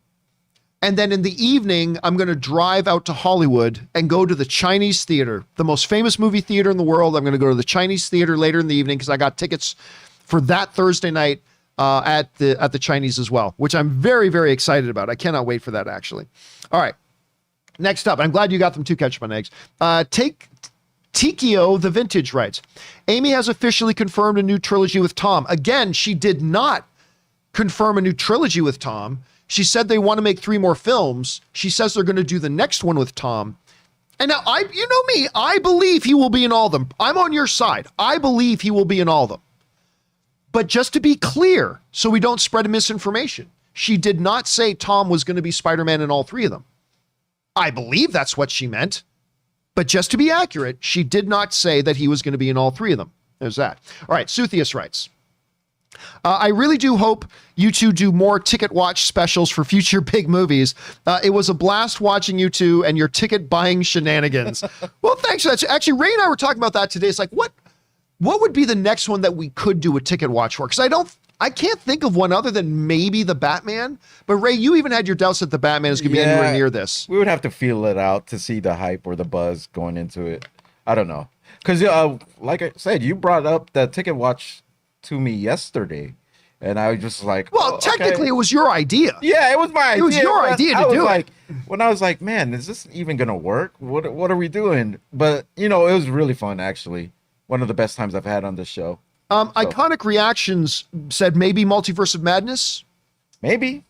Well, let's see. We'll Spider-Man. See. Yeah. Let's see after the Spider-Man, because it's going to have a lot of ramifications on that movie. I think, right? It probably will. All right, next up. We got Sean Patnaud, who writes, been out of work on disability for 2 months, but at least I got my tickets after 2.5 hours of hitting refresh a million times. Love you guys. Well, first of all, Sean, may better days be ahead for you, man. And I'm glad you're going to be able to have a little bit of a reprieve going to check out a movie like Spider-Man. May it excite you and encourage you, give you a vision for the future, invigorate yourself as well. And may you have better days ahead, my friends. Thanks for sharing that, dude. All right. Josh Mickle writes, stayed up to 3:48 Eastern Standard Time, and I got tickets. Good on you, Josh. It shouldn't be that much of an effort to buy a movie ticket. But hey, good on you. At least you got them, man. Elizabeth Juardo writes, got my tickets. Only took till 1 a.m. for the AMC site to work. I know, it was so frustrating. Again, the most frustrating part of the evening wasn't even that it was slow. It was that, 49 minutes to wait. Yeah. All the way down to 7 minutes left. And then more than an hour. There's some people who probably stopped trying to get tickets elsewhere. Just, because AMC told them, you're in line. So I'm in line now. This should be definite, but it wasn't. Yeah, I think you're absolutely right. There were probably, actually, I'd be curious to know if you guys in the live chat, were you one of those where it's like, oh, okay, I'm in the queue now for AMC. I don't have to keep trying to get them on these other sites. And then as you get down to 2 minutes before it's your turn, it suddenly changes instead. It goes from 2 minutes to, you have now over an hour wait. And it's like, what? And you probably gave up your spot in other tickets. That was frustrating. I got people in the live chat already saying, yep, that was me. Yep, yeah. That lost money for the movie, probably. Some people have been like, no, man, I'm not doing this all night. I'm going to bed. Probably did. All right, next up, we got Elizabeth Gerardo. Oh, no, that was Elizabeth. So I'm glad you got them, though, Elizabeth. Glad you got them. All right, Casey Mack writes, whoops, I meant the 16th, not 17th. Oh, so you did get them for the first night. That's key. Glad you got them, Casey. Dante Charichia writes, got tickets easy, 6 a.m. Eastern Standard Time. No fuss at all. Again, I think you only needed to be up for Ticket Watch 2021 if you wanted those first screenings. If you were content getting Friday or Saturday, you probably could buy them today. That was probably easier. I just think it was the mad rush was for people who wanted to see them as early as they can, but I'm glad you got them, Dante. Corey Fraser writes, got my IMAX No Way Home tickets, took 2.5 hours for the Fandango after work. And listen, man, it wasn't just the Fandango app. It was Atom Tickets. It was Cinemark. It was AMC. It was all the apps. They were all struggling with it, Corey, but I'm glad you got them. Connor Patterson writes, breaking news, 3 new Spider-Man films in development. Yeah, that is the most accurate thing that anybody said. That we know. She did say we're going to do 3 more films. She didn't specify they were going to have Tom Holland. She didn't specify whether they would all be in the MCU or just one of them would be in the MCU. She didn't specify a lot. And she then cut herself off when she says they're not going to be a part of blank. And then she cut herself off. But that is accurate. We are going to get at least 3 more Spider-Man films, but they are not. No, you said MCU Spider. No, she didn't say there were going to be MCU Spider-Man films. She only said the next one would be, and she said we haven't. This one that's coming out now is not the last. Again, it could mean a lot of different things. I'm just saying she didn't specifically say that, so we gotta be accurate about that. Chris Barcinas writes, oh no. Ray is the hero we needed. When He-Man the show last night by himself for at least 2 minutes. Oh, when He-Man the show, that's right. When you left and I had no material, so I just sat there. So at one point last night during the Ticket Watch 2021 stream, I had to get out and go talk to Ann about something. And I left Ray to do it. And Ray looked like a deer caught in the headlights when I said, Ray, you take things over for a second. You don't do that to the second guy. All right. But he held the ship, man. He held the ship. All right. Sink. Mike Tillman writes, I was able to get my tickets for the 16th at 3:30. Nice. Even after the websites kept crashing, I was lucky for it to go through for me. So happy. That is awesome, Mike. Not only that you got the tickets, but you got them for the showtime that you wanted. Great little stories of victory in the midst of all the other rubbish that was going on. Insanity Collection writes, Flickster worked for me last night at 2 a.m. Yeah, I heard some people saying Flickster. I didn't even know you could buy tickets on Flickster, to be honest with you, but some people did, and we heard about some success stories there. Ryan Gerger writes, hey, John and Ray, do you know when the tickets go on sale in Mississauga, Ontario? I think somebody said they might go on sale tomorrow in Canada. I'm not really sure. Not being in Canada myself, I don't know, but I thought I heard tomorrow. Maybe, maybe not. All right, Elizabeth Gerardo writes, what are your thoughts on Tom Ford's review of House of Gucci? I'm going to be honest, he's not wrong. Yeah, Tom Ford came out. Honestly, I don't care. Who cares what one individual guy's thoughts on a movie are? So he clearly didn't like it. There are things about it he liked, but he clearly didn't like the movie overall. I liked the movie overall, but I thought the third act really dragged and made it hard to love. You know what I mean? But whatever one guy's thoughts are, don't care. All right. But remember, guys, this section, the super chat feed for the live chat in YouTube is not for sending in questions, though. It's for sending in your thoughts and opinions. All right.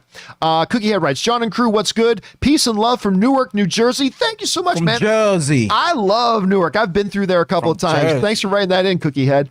All right. Sidious Swift writes, I bought my tickets at 1 a.m. last night, saw plenty of room left. I hope everyone can get past the backlog to get their tickets. But that's the thing, remember, maybe the movie theater you were going to, wherever you live, wasn't all that full, but the website is getting hammered by people buying tickets all over the country. So it was hard. So even though one specific theater may not have had a lot of demand, people still needed to get in that door. That's what was making it pretty hard. But the important thing here, Sidious, is that you got the tickets you wanted. Good on you, and we celebrate that with you. All right, next up, Anton Riley writes, my local theater put their tickets on sale later in the day, and I have my tickets for 6:30 on Thursday. Nice. Would have loved to go to your private screening, but I'm in Michigan, sadly. Yeah, that'd be a little bit far of a trip. But don't worry, you'll be with us there in spirit, Anton, and at least you're going to be seeing the movie yourself, buddy. Keep your head up on that. All right, Ms. Marvel writes, thank you, John and Ray, for Ticket Watch last night. I got 2 tickets for the 16th. Awesome. Glad you're able to get those tickets, Ms. Marvel. All right. Christopher Drugan writes, hey, John, I got the same AMC error you got last night, and I ended up staying for the extra hour and ended up getting the tickets I wanted. Good victory, man. Take that win. What, an extra hour? Yeah. Like you said, it shouldn't be like that. It shouldn't be like that. It shouldn't. I mean, listen, I will say this, though. I'm complaining that people had to wait for hours and hours to get their tickets. I'm the same guy, though. To be fair, I'm the same guy who camped outside for 3 days in a tent on a sidewalk outside of a movie theater to get tickets for Star Wars: The Phantom Menace. For 3 days. No comment. And here I am, whining and crying. Oh no, we had to wait 3 hours. Boo. Are you the same guy who camped on a sidewalk for 3 days? That's a good point. That's a good point. It's the internet, though. It should be super fast. It should be instant. Super fast. Right away. All right. What's that? Prime Now. Prime Now. Prime Now. That's from a comedy special. It's a little bit of a joke. Okay, anyway, next up. Where are we at here? That was Christopher. All right, good on you, Christopher. Duck Cookie writes, I was watching Encanto when the tickets dropped, managed to get IMAX tickets at 3:18 a.m. Eastern Standard Time.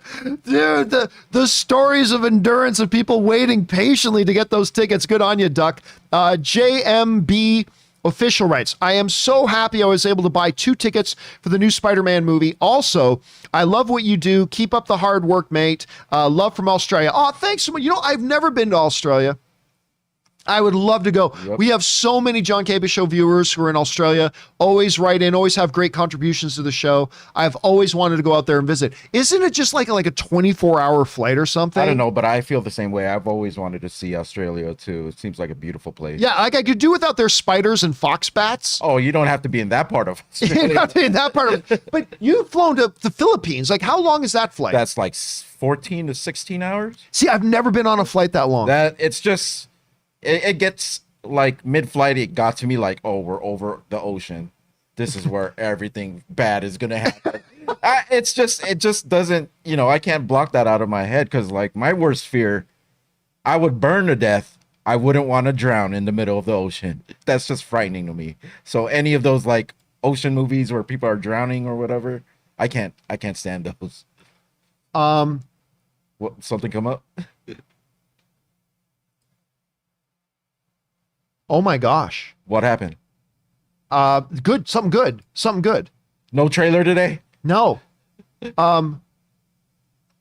Guys, you guys remember at the beginning of the show, I told you about the adoptive family stuff that we wanted, and we asked you guys for help. It's all gone. Everything, Wow. everything that we needed for this family is gone. You guys got it all. I don't know what to say. I honestly don't know what to say right now. Sorry, I take it back. There's one thing left. Okay, one thing. But still, that's beautiful. That's beautiful. There's one thing left. It is a rare, because one of the boys likes Pokemon. There is one thing left. Ultra rare Pokemon card plus 55 Pokemon cards, 4 holos, Pokemon playmat deck. That's it. If you guys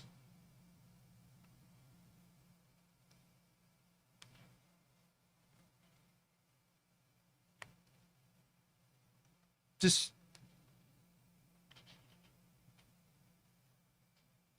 give me a second.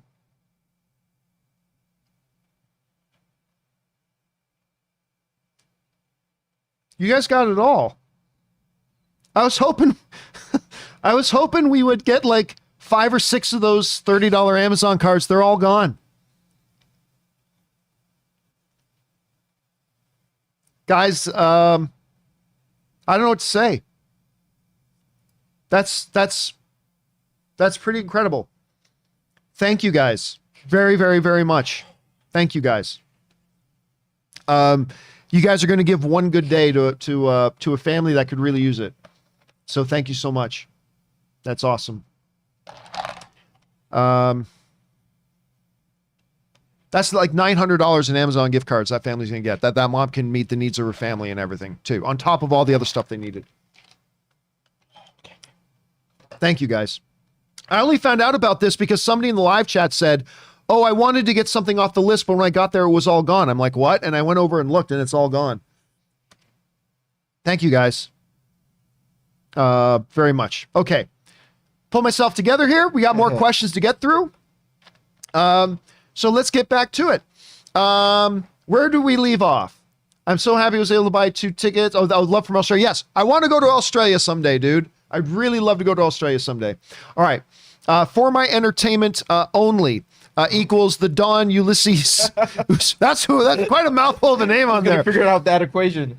All right. I was finally able to get on AMC this morning to get tickets for Dolby Prime. By the way, have you seen King Richard? And if so, have you done a review? I still haven't watched King Richard because I refuse to watch it on HBO Max. I want to see this in theater, and I obviously have not had the opportunity to see it in theaters yet, but I am going to go see it. I'm absolutely going to go see it.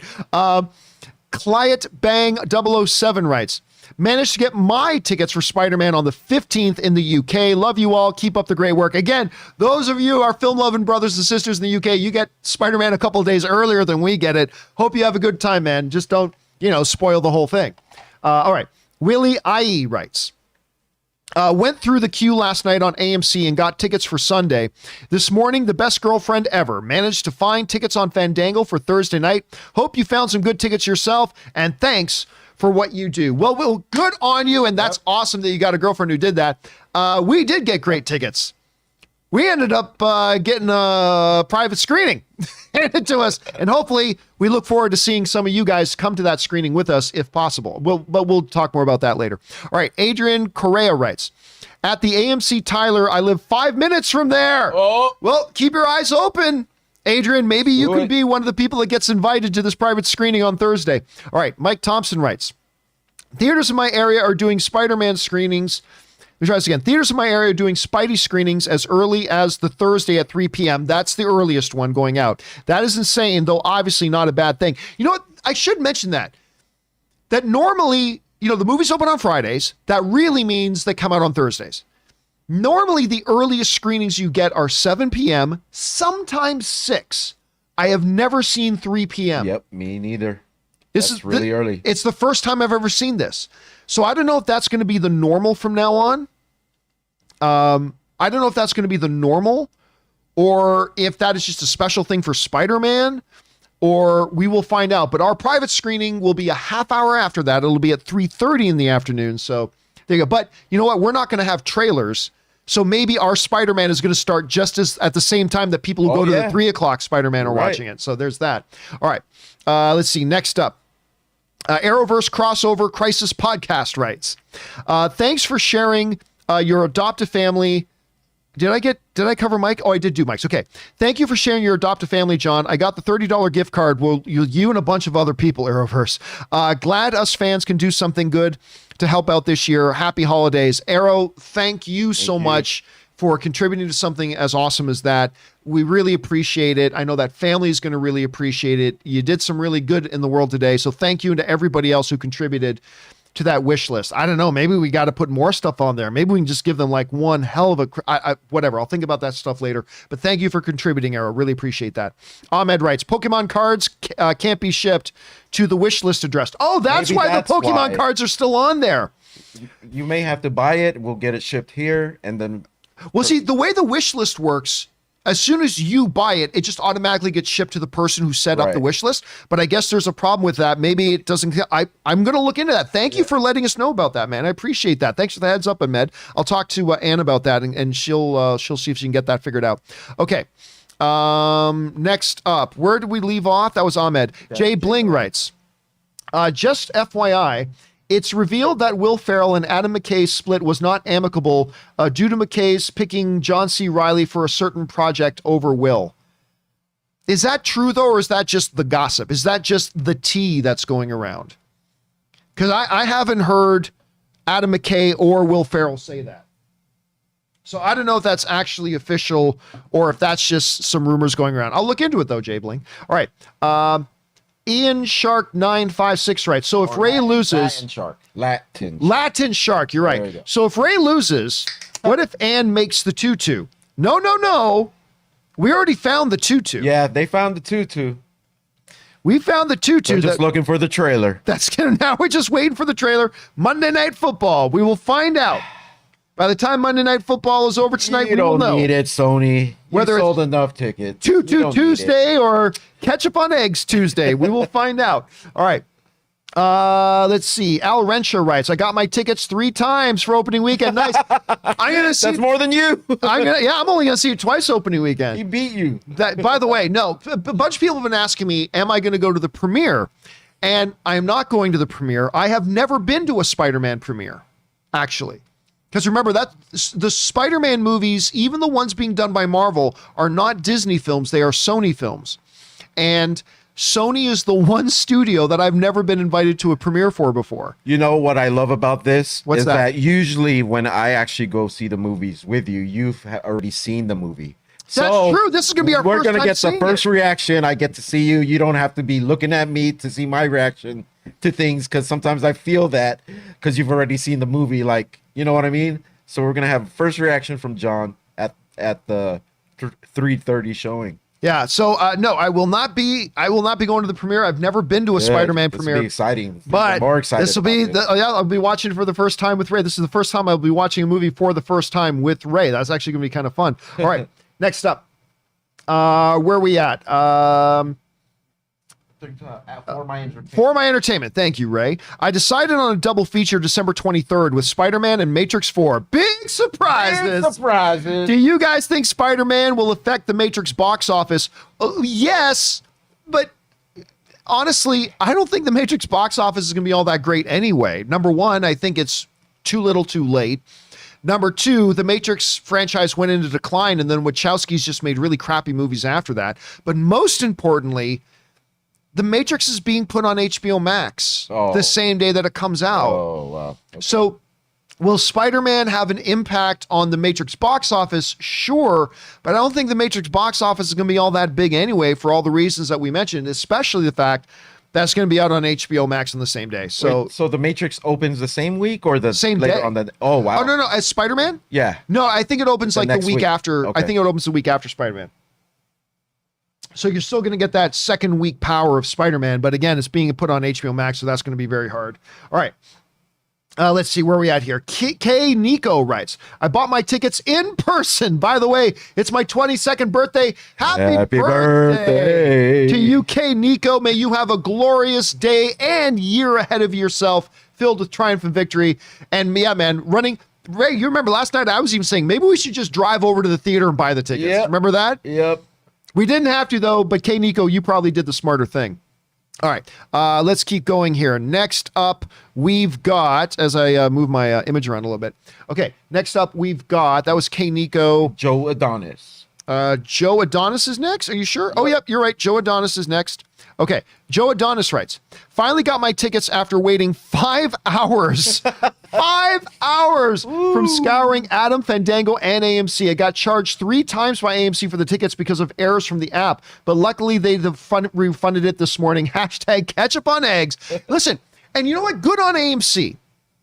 Because listen, mistakes, I like this. Now, you don't often hear me say a lot of good things about AMC these days, despite the fact that it is my favorite movie theater to go to. But mistakes will happen, right? Mistakes will happen. Like your card got charged 3 times. Mistakes happen. There's a lot of moving pieces. There's a lot of stuff going on. Mistakes will happen. What matters is, what does a company do once a mistake happens? AMC is doing right by you. You let them know about the mistake. They refunded you. That's what matters, because mistakes will happen. Not like Newegg. Can I complain about this for a second? Go ahead. Give me a second to complain about this. Hold on a second. I'm gonna grab this. I was going to ask you about that earlier before the show started. Okay, so I've got this glorious new computer, right? What happened was I went on Newegg. I ordered all the components for a new machine, a new main work machine for doing the show. And then I paid an extra $100 for them to do the assembly of it for me. Well, they sent me, this thing is huge. I've never held a video card this huge. Yeah. So they send this to me, and then the computer won't boot. It was having massive like purple dots all over the screens, all these kinds of problems. I was trying to get it all set up. I finally swapped out my old graphics card, which is a RTX 2070, and I put that in the machine, and everything worked. So Ryan and I figured out, Ray, that the problem was this graphics card is a bust. It's a lemon, right? Okay, no problem. So I spend half of my Thanksgiving getting everything set up on the new machine. I had to cannibalize my old machine to take all the stuff out. I get a hold of Newegg. I say, hey guys, listen, the video card that you sent me doesn't work. Can you just send me a replacement? And they're like, oh no, sorry, we can't do that. We have to either replace the whole thing or nothing. I'm like, well, wait a minute. I bought all the components individually and then paid a separate fee for you to assemble them. Everything works. I just gave up half my Thanksgiving getting this shit all set up. All I need is this. You sent me a broken one. This thing is like $1,000. Can you just send me a replacement? No, sorry, we can't do that. I can't give up another full day tearing this computer apart, rebuilding my other one, reinstalling everything on it, and getting it set up to do my job. I can't do that. You sent me a broken piece of machinery. Just send me a new one. I'm not asking for a refund. Just replace this, you idiots. Just replace it. You sent me something that doesn't work. Send me one that works. No, we can't do that. Now they're telling me that they're going to get a manager to call me, and they haven't yet, which I understand. It was the long Thanksgiving weekend. It was Black Friday, Cyber Monday. I get it. They couldn't get back, but at least you had AMC fix your problem, man. At least you had do right by them. You know what? Newegg, you sent me a bad video card. It happens. It happens. What are you going to do about it, though? Right. You're going to make it hard for me? You're going to make me have to lose a day of work? You're going to make me have to go through all you got to do is send me a new card. That's all you got to do, you idiots. And anyway, it's a shame that they're a local company too. They're literally they are local, up aren't the they? street. Yep, like maybe 20-30 minutes away. That's probably why I was probably able to get it delivered in like 3 days. We might have to knock on their door. Yeah, go over there. Hey, Newegg. Yeah. Oh no, I'm serious, because that didn't come with an individual box, right? They didn't send you the box to that.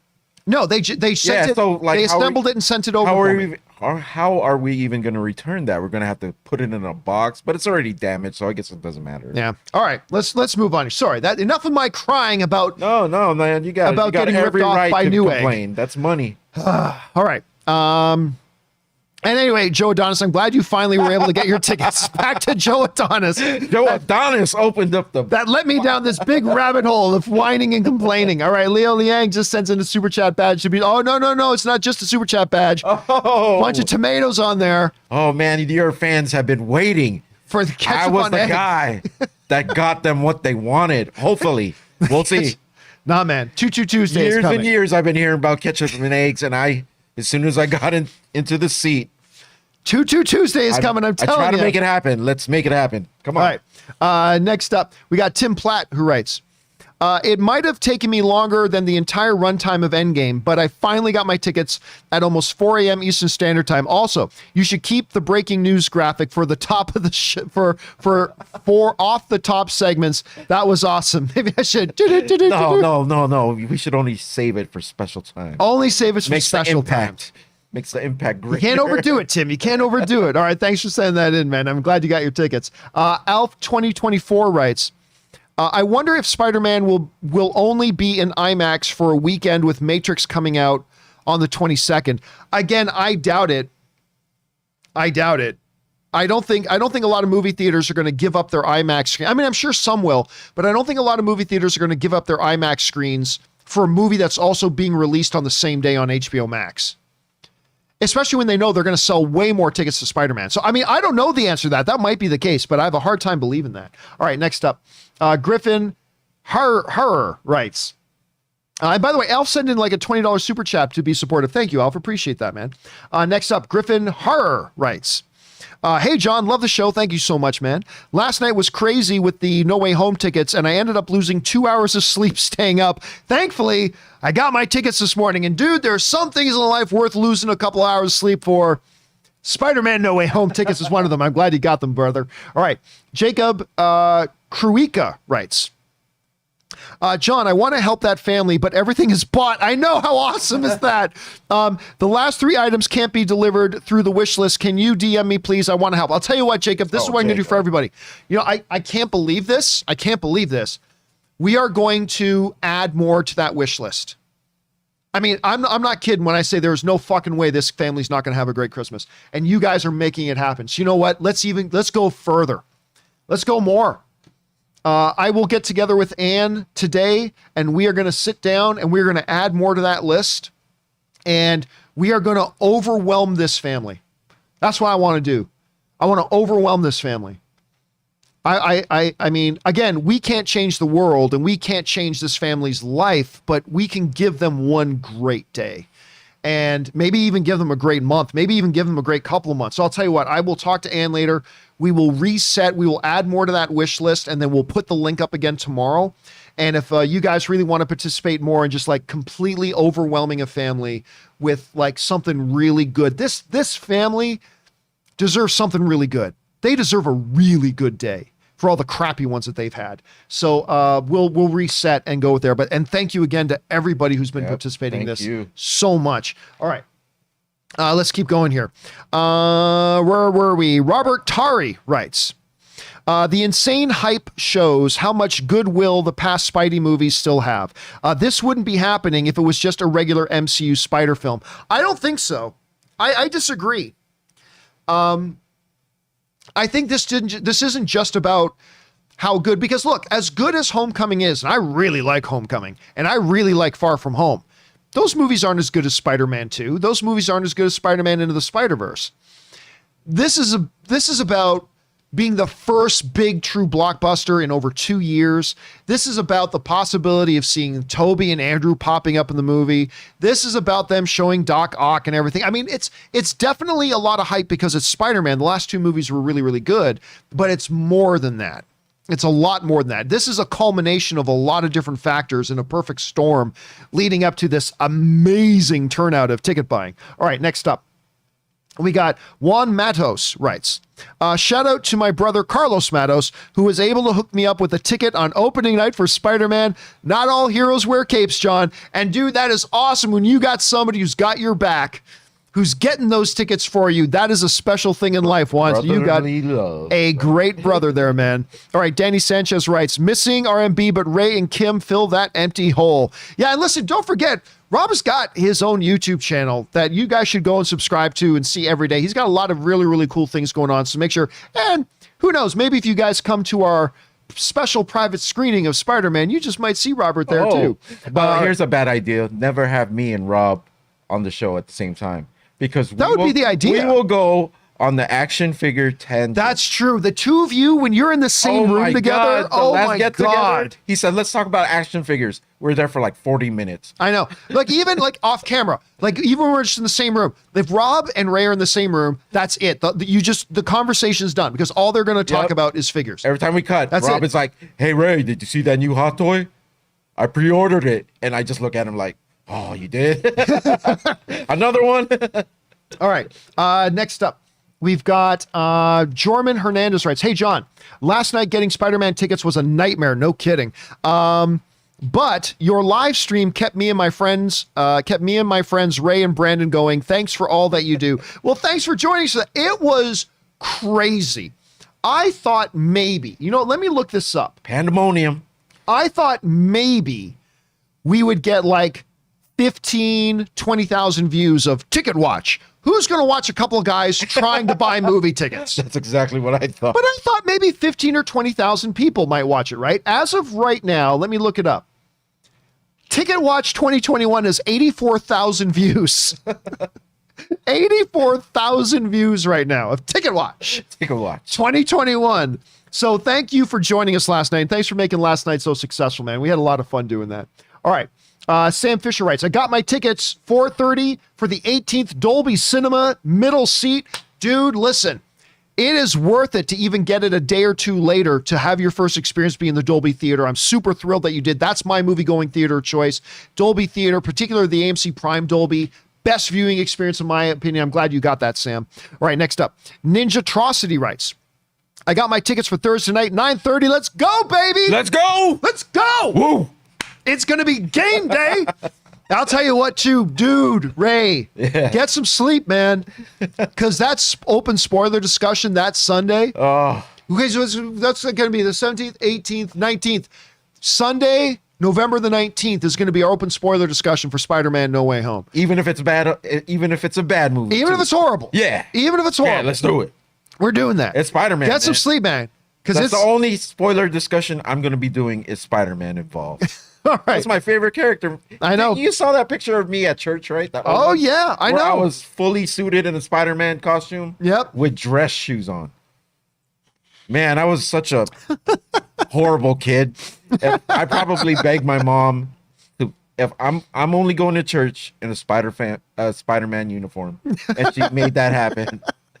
And you were 27 years old when that happened. That's the funny part. He was 27. She was holding my hand too in that picture. All right, let's keep going here. We've got, that was Ninjatrocity. Now we got Guy from Kings Highway writes, I had to make a tough decision. Great seats for Spider-Man in regular theater or mediocre seats in 4D where the seats move like a roller coaster. I chose the good seats. Ticket Watch. Ticket Watch. You know what? I'm with you on that guy from King's Highway, because Ray yesterday was saying, well, let's just get the bad seats or whatever. I'm like, nah, man, I can't have my first viewing of this, even if it's in a great theater. I cannot have my first viewing of this movie in bad seats. I can't do it. And you thought I was just being stubborn. Yeah, I was just like, what's wrong with the front row? We just need to bring neck pillows. So I just bring neck pillows.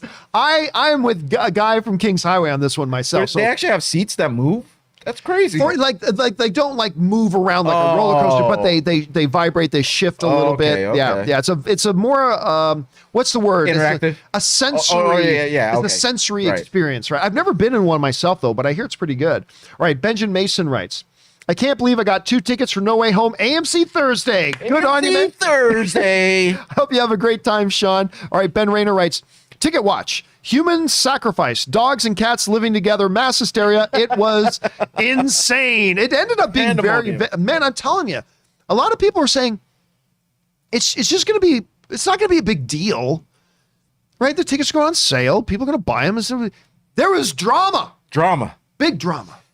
All over the place. And it was fun, Ben. I'm glad we did that. All right, John Farag writes, hey, John, more Ticket watch, less Nickelback. Prepare you for ketchup egg treat. No ketchup egg. Less Nickelback. What reference is that to? This is how you remind me of what I really am. What's that? Oh, yeah, the actual Nickelback. I thought it was like he was referring to something that I had no clue. You know what? People give me shit about Nickelback because I've said this.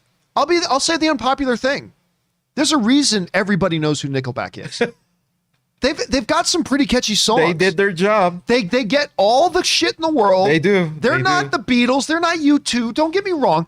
But there's while it's the cool thing to slag on Nickelback, and there's some pretty justified criticism for Nickelback. Are they Canadian too? They're a Canadian band as well. Okay. But the reason everybody knows who they are is because they made hits. Yep. Were all the songs like bar for bar almost exactly the same? Yes. Should they be criticized for that? Yes. But man, they made some hits. That's all they did. They just cranked out hits. That's why you know who Nickelback is. I'm not talking like I'm a big Nickelback fan. This is how you remind me of what I really am. Okay, where are we up next? Well, let's look for Nickelback somewhere. Yeah, that was John Frank. All right, Ray Studios writes, somebody is selling No Way Home tickets on eBay for $25,000. I didn't see the $25,000, but I did jump on eBay and I saw $1,000. I saw people selling opening night tickets for $1,000. Oh my God. Not the premiere, not at Tom Holland's house. Yep. Not with Zendaya feeding you grapes as you're watching the movie. Just $1,000 for probably some crap seat in some crap theater. Man. So I'm not surprised that there would be a $25,000 one. Whipping tickets. Not surprised. All right. Next up, Ben Rayner writes, John and Ray, there was a 30-second ticket trailer last night. Brief new footage, but some old stuff. Does that mean there's a winner of the bet? Nope. That doesn't count. Nope. Now, there can be a new trailer spot, but if it's a significant new spot, that does not count. What do we consider a trailer? A minute or over, right? Should we just say that now? No. I'll even go with it. I think it like if on Monday Night Football, which the Monday Night Football ones usually are longer, but I mean, if Monday Night Football, say, does a 45-second one, but it's like, it completely changes the way we saw the movie. Like if Toby and Andrew or something like that, right? I'll go with that. But just a regular 30-second TV spot drops sometime today on YouTube or something like that. That doesn't count. Okay. That doesn't count. I am still. It's like in pure promotion. Like yeah, I am still at risk of ketchup and eggs being in my stomach. Let's hope so because it gets cold in here. I just turn off the AC. No. All right. Where are we at next? We're at Mandy Garcia, who writes, I gave up after 3 hours last night, but got tickets at 4 a.m. this morning. I survived. Ticket Watch 2021. Ticket Watch. Ray, we should totally make shirts. Ray, make shirts. No, we should. I survived Ticket Watch 2021 with a little web on it or something like that. But 2022 is coming up. That's true. But the event, they survived Ticket Watch. All right, next up, Shiv Patel writes, I think the Batman will be the next test for AMC, Fandango, etc. for their availability to handle huge influx of customers. I got mine, Spider-Man No Way Home, Dolby first night. That's awesome. But here's the thing. I don't know that Batman's going to be that big. I mean, Batman's going to be big. Don't get me wrong. It's going to be a big film. But they made Batman versus Superman. That movie should have made $2 billion. Easy.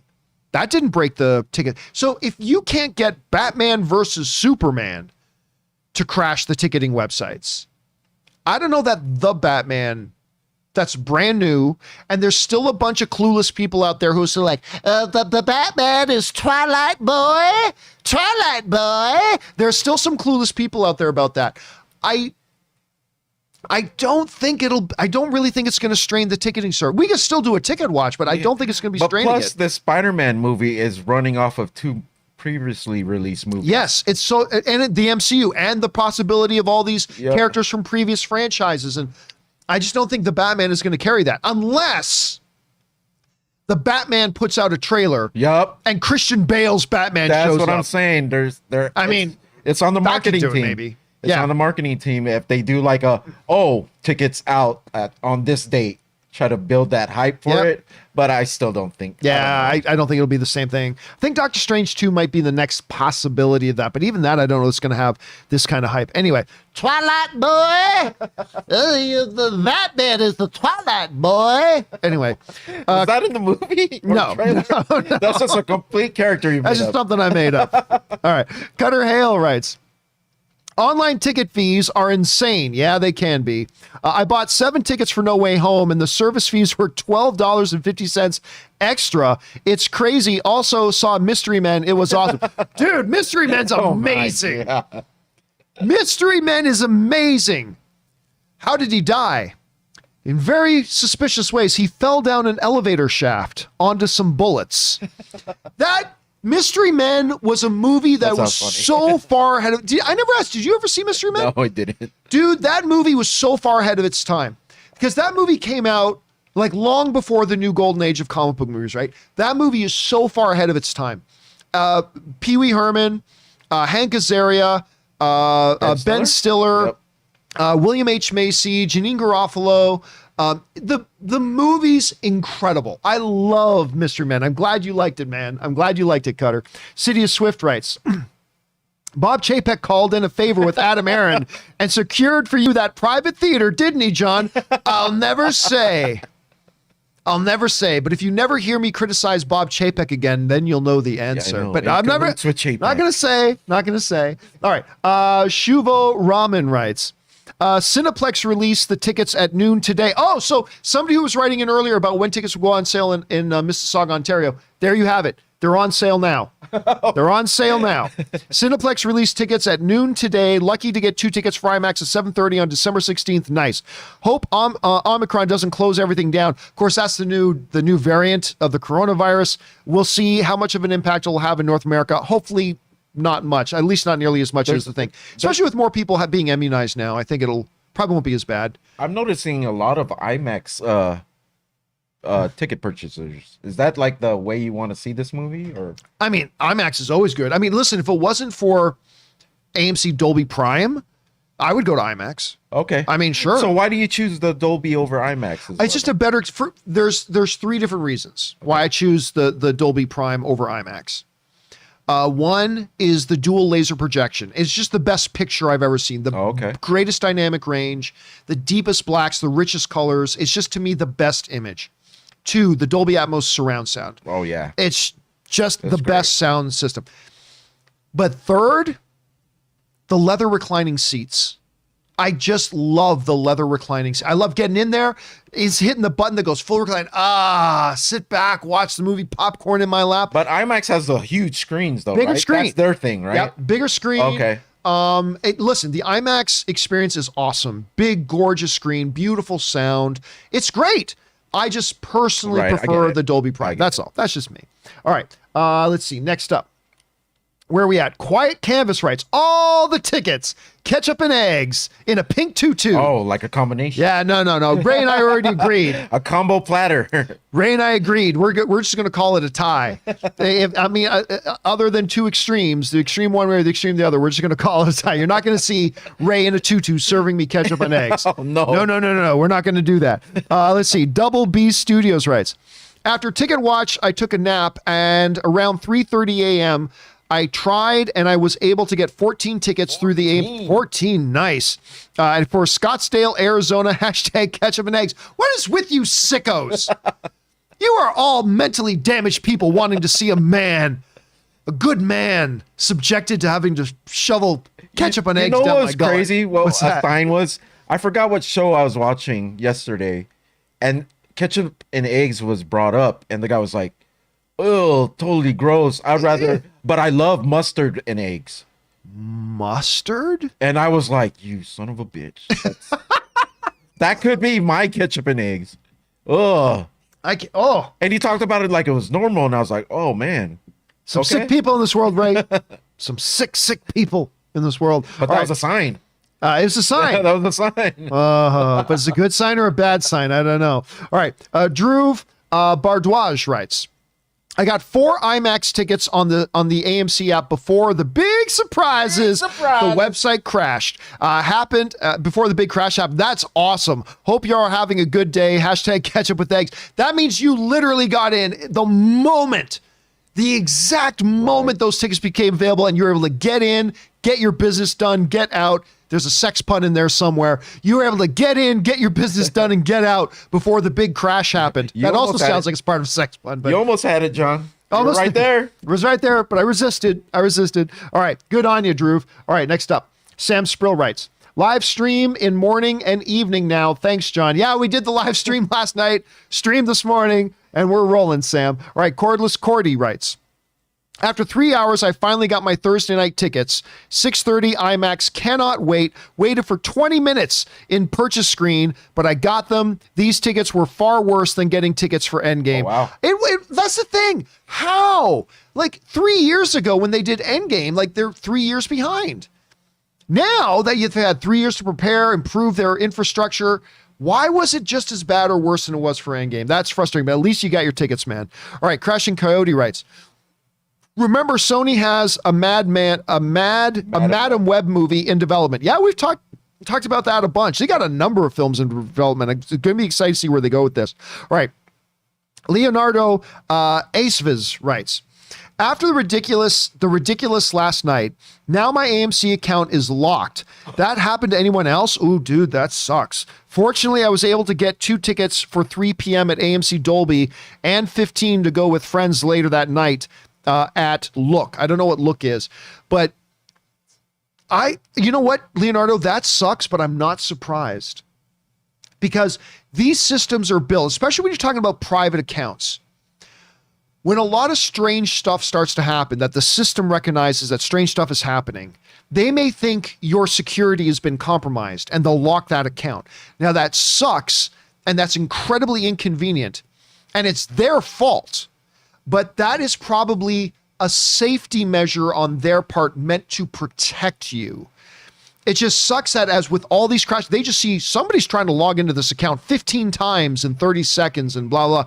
And it probably triggered some kind of algorithm that said, lock down this account. And again, as much as it sucks, as inconvenient as it is, it was probably them trying to protect you. I'm guessing, but hopefully they're able to rectify that situation and get that all fixed up. All right. Daniel Vasquez writes, hey, John, I love Encanto, seeing it twice already. Nice. And Sing 2, you might like Sing 2 more than its predecessor. It looks better. I highly recommend those movies for you. I'm definitely seeing both. The trailers for Sing 2 have been fantastic. I didn't like the first Sing. I didn't think the first Sing was bad. I just didn't really like it all that much. But the trailers for this one look great. I'm definitely into seeing Encanto. All right, Steven writes, I don't think that's true anymore, though, because it looks like Venom is now in the MCU. No, Venom is not in the MCU. I'm not going to say anything else beyond that. Other than that, no, Venom is not in the MCU. I think it's fair to say you'll see him pop up. I mean, I think we all assume we're going to see him pop up in Spider-Man No Way Home. I think everybody's been believing that, obviously.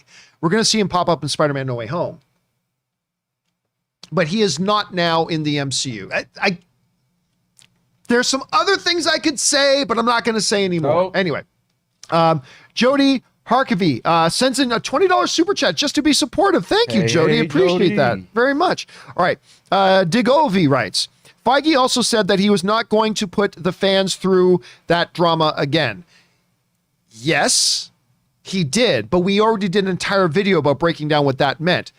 Never overlook that he said, very specifically, Spider-Man is going to be the one hero that can move between cinematic universes. He didn't even say universes. He said cinematic universes. We can't get away from that. All right, Elizabeth Gerardo writes, breaking news, Yahya Abdul-Mateen II exits Furiosa. Oh, really? Mad Max film due to scheduling conflicts. Oh. That's something we'll probably have to cover on the show tomorrow. Thanks for putting that on our radar, Elizabeth. I'll make a mental note of that. Make sure we cover that tomorrow. Canada Rocks writes, when I first started University of Toronto in 1988, I used to see the Bare Naked Ladies busk on the campus. That's exactly how the Bare Naked Ladies got started. They were busking in Toronto on the campus almost every Thursday night outside of Sid Smith Hall. The first time I heard Bare Naked Ladies, true story, saw them busking and they were selling tapes. They were busking out on the streets and they were selling tapes. And at this point, they were already becoming quite well known around Toronto. And the very first song I ever heard from them was their on their tape version, their less produced version of If I Had $1 Million. If I Had $1 Million, which of course their number one song and all that kind of stuff. But yeah, and I actually had one. I don't have it anymore, but I had one of those cassette tapes. That's exactly where they got started, man. All right, Al Renshaw writes, hashtag 22 Tuesday. We're all looking forward to that. We'll find out in a few hours. Al turned his back on me completely. He betrayed you. No.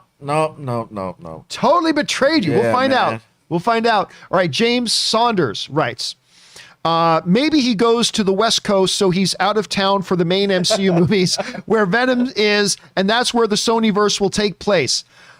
I mean, listen, if you break down the individual principles of what you're saying, it's actually not the craziest thing. I'm not saying anything else, but it's not the craziest theory. All right, Lord Genome 76 writes, thought Jacob Batalon lost weight, but in the cast No Way Home trailer reaction, he still looks very fat. I didn't think he looked all that big. I guess my theory about him being Hobgoblin is bogus. No, he's in much better shape now. Way better than before. Much better shape than he was before. All right, maybe it's just the way he was sitting in that video. And he's still young, right? He's still he's still really young. Yeah, so. he's still a young dude. So let's see. Where are we at now? We are now at Cam K.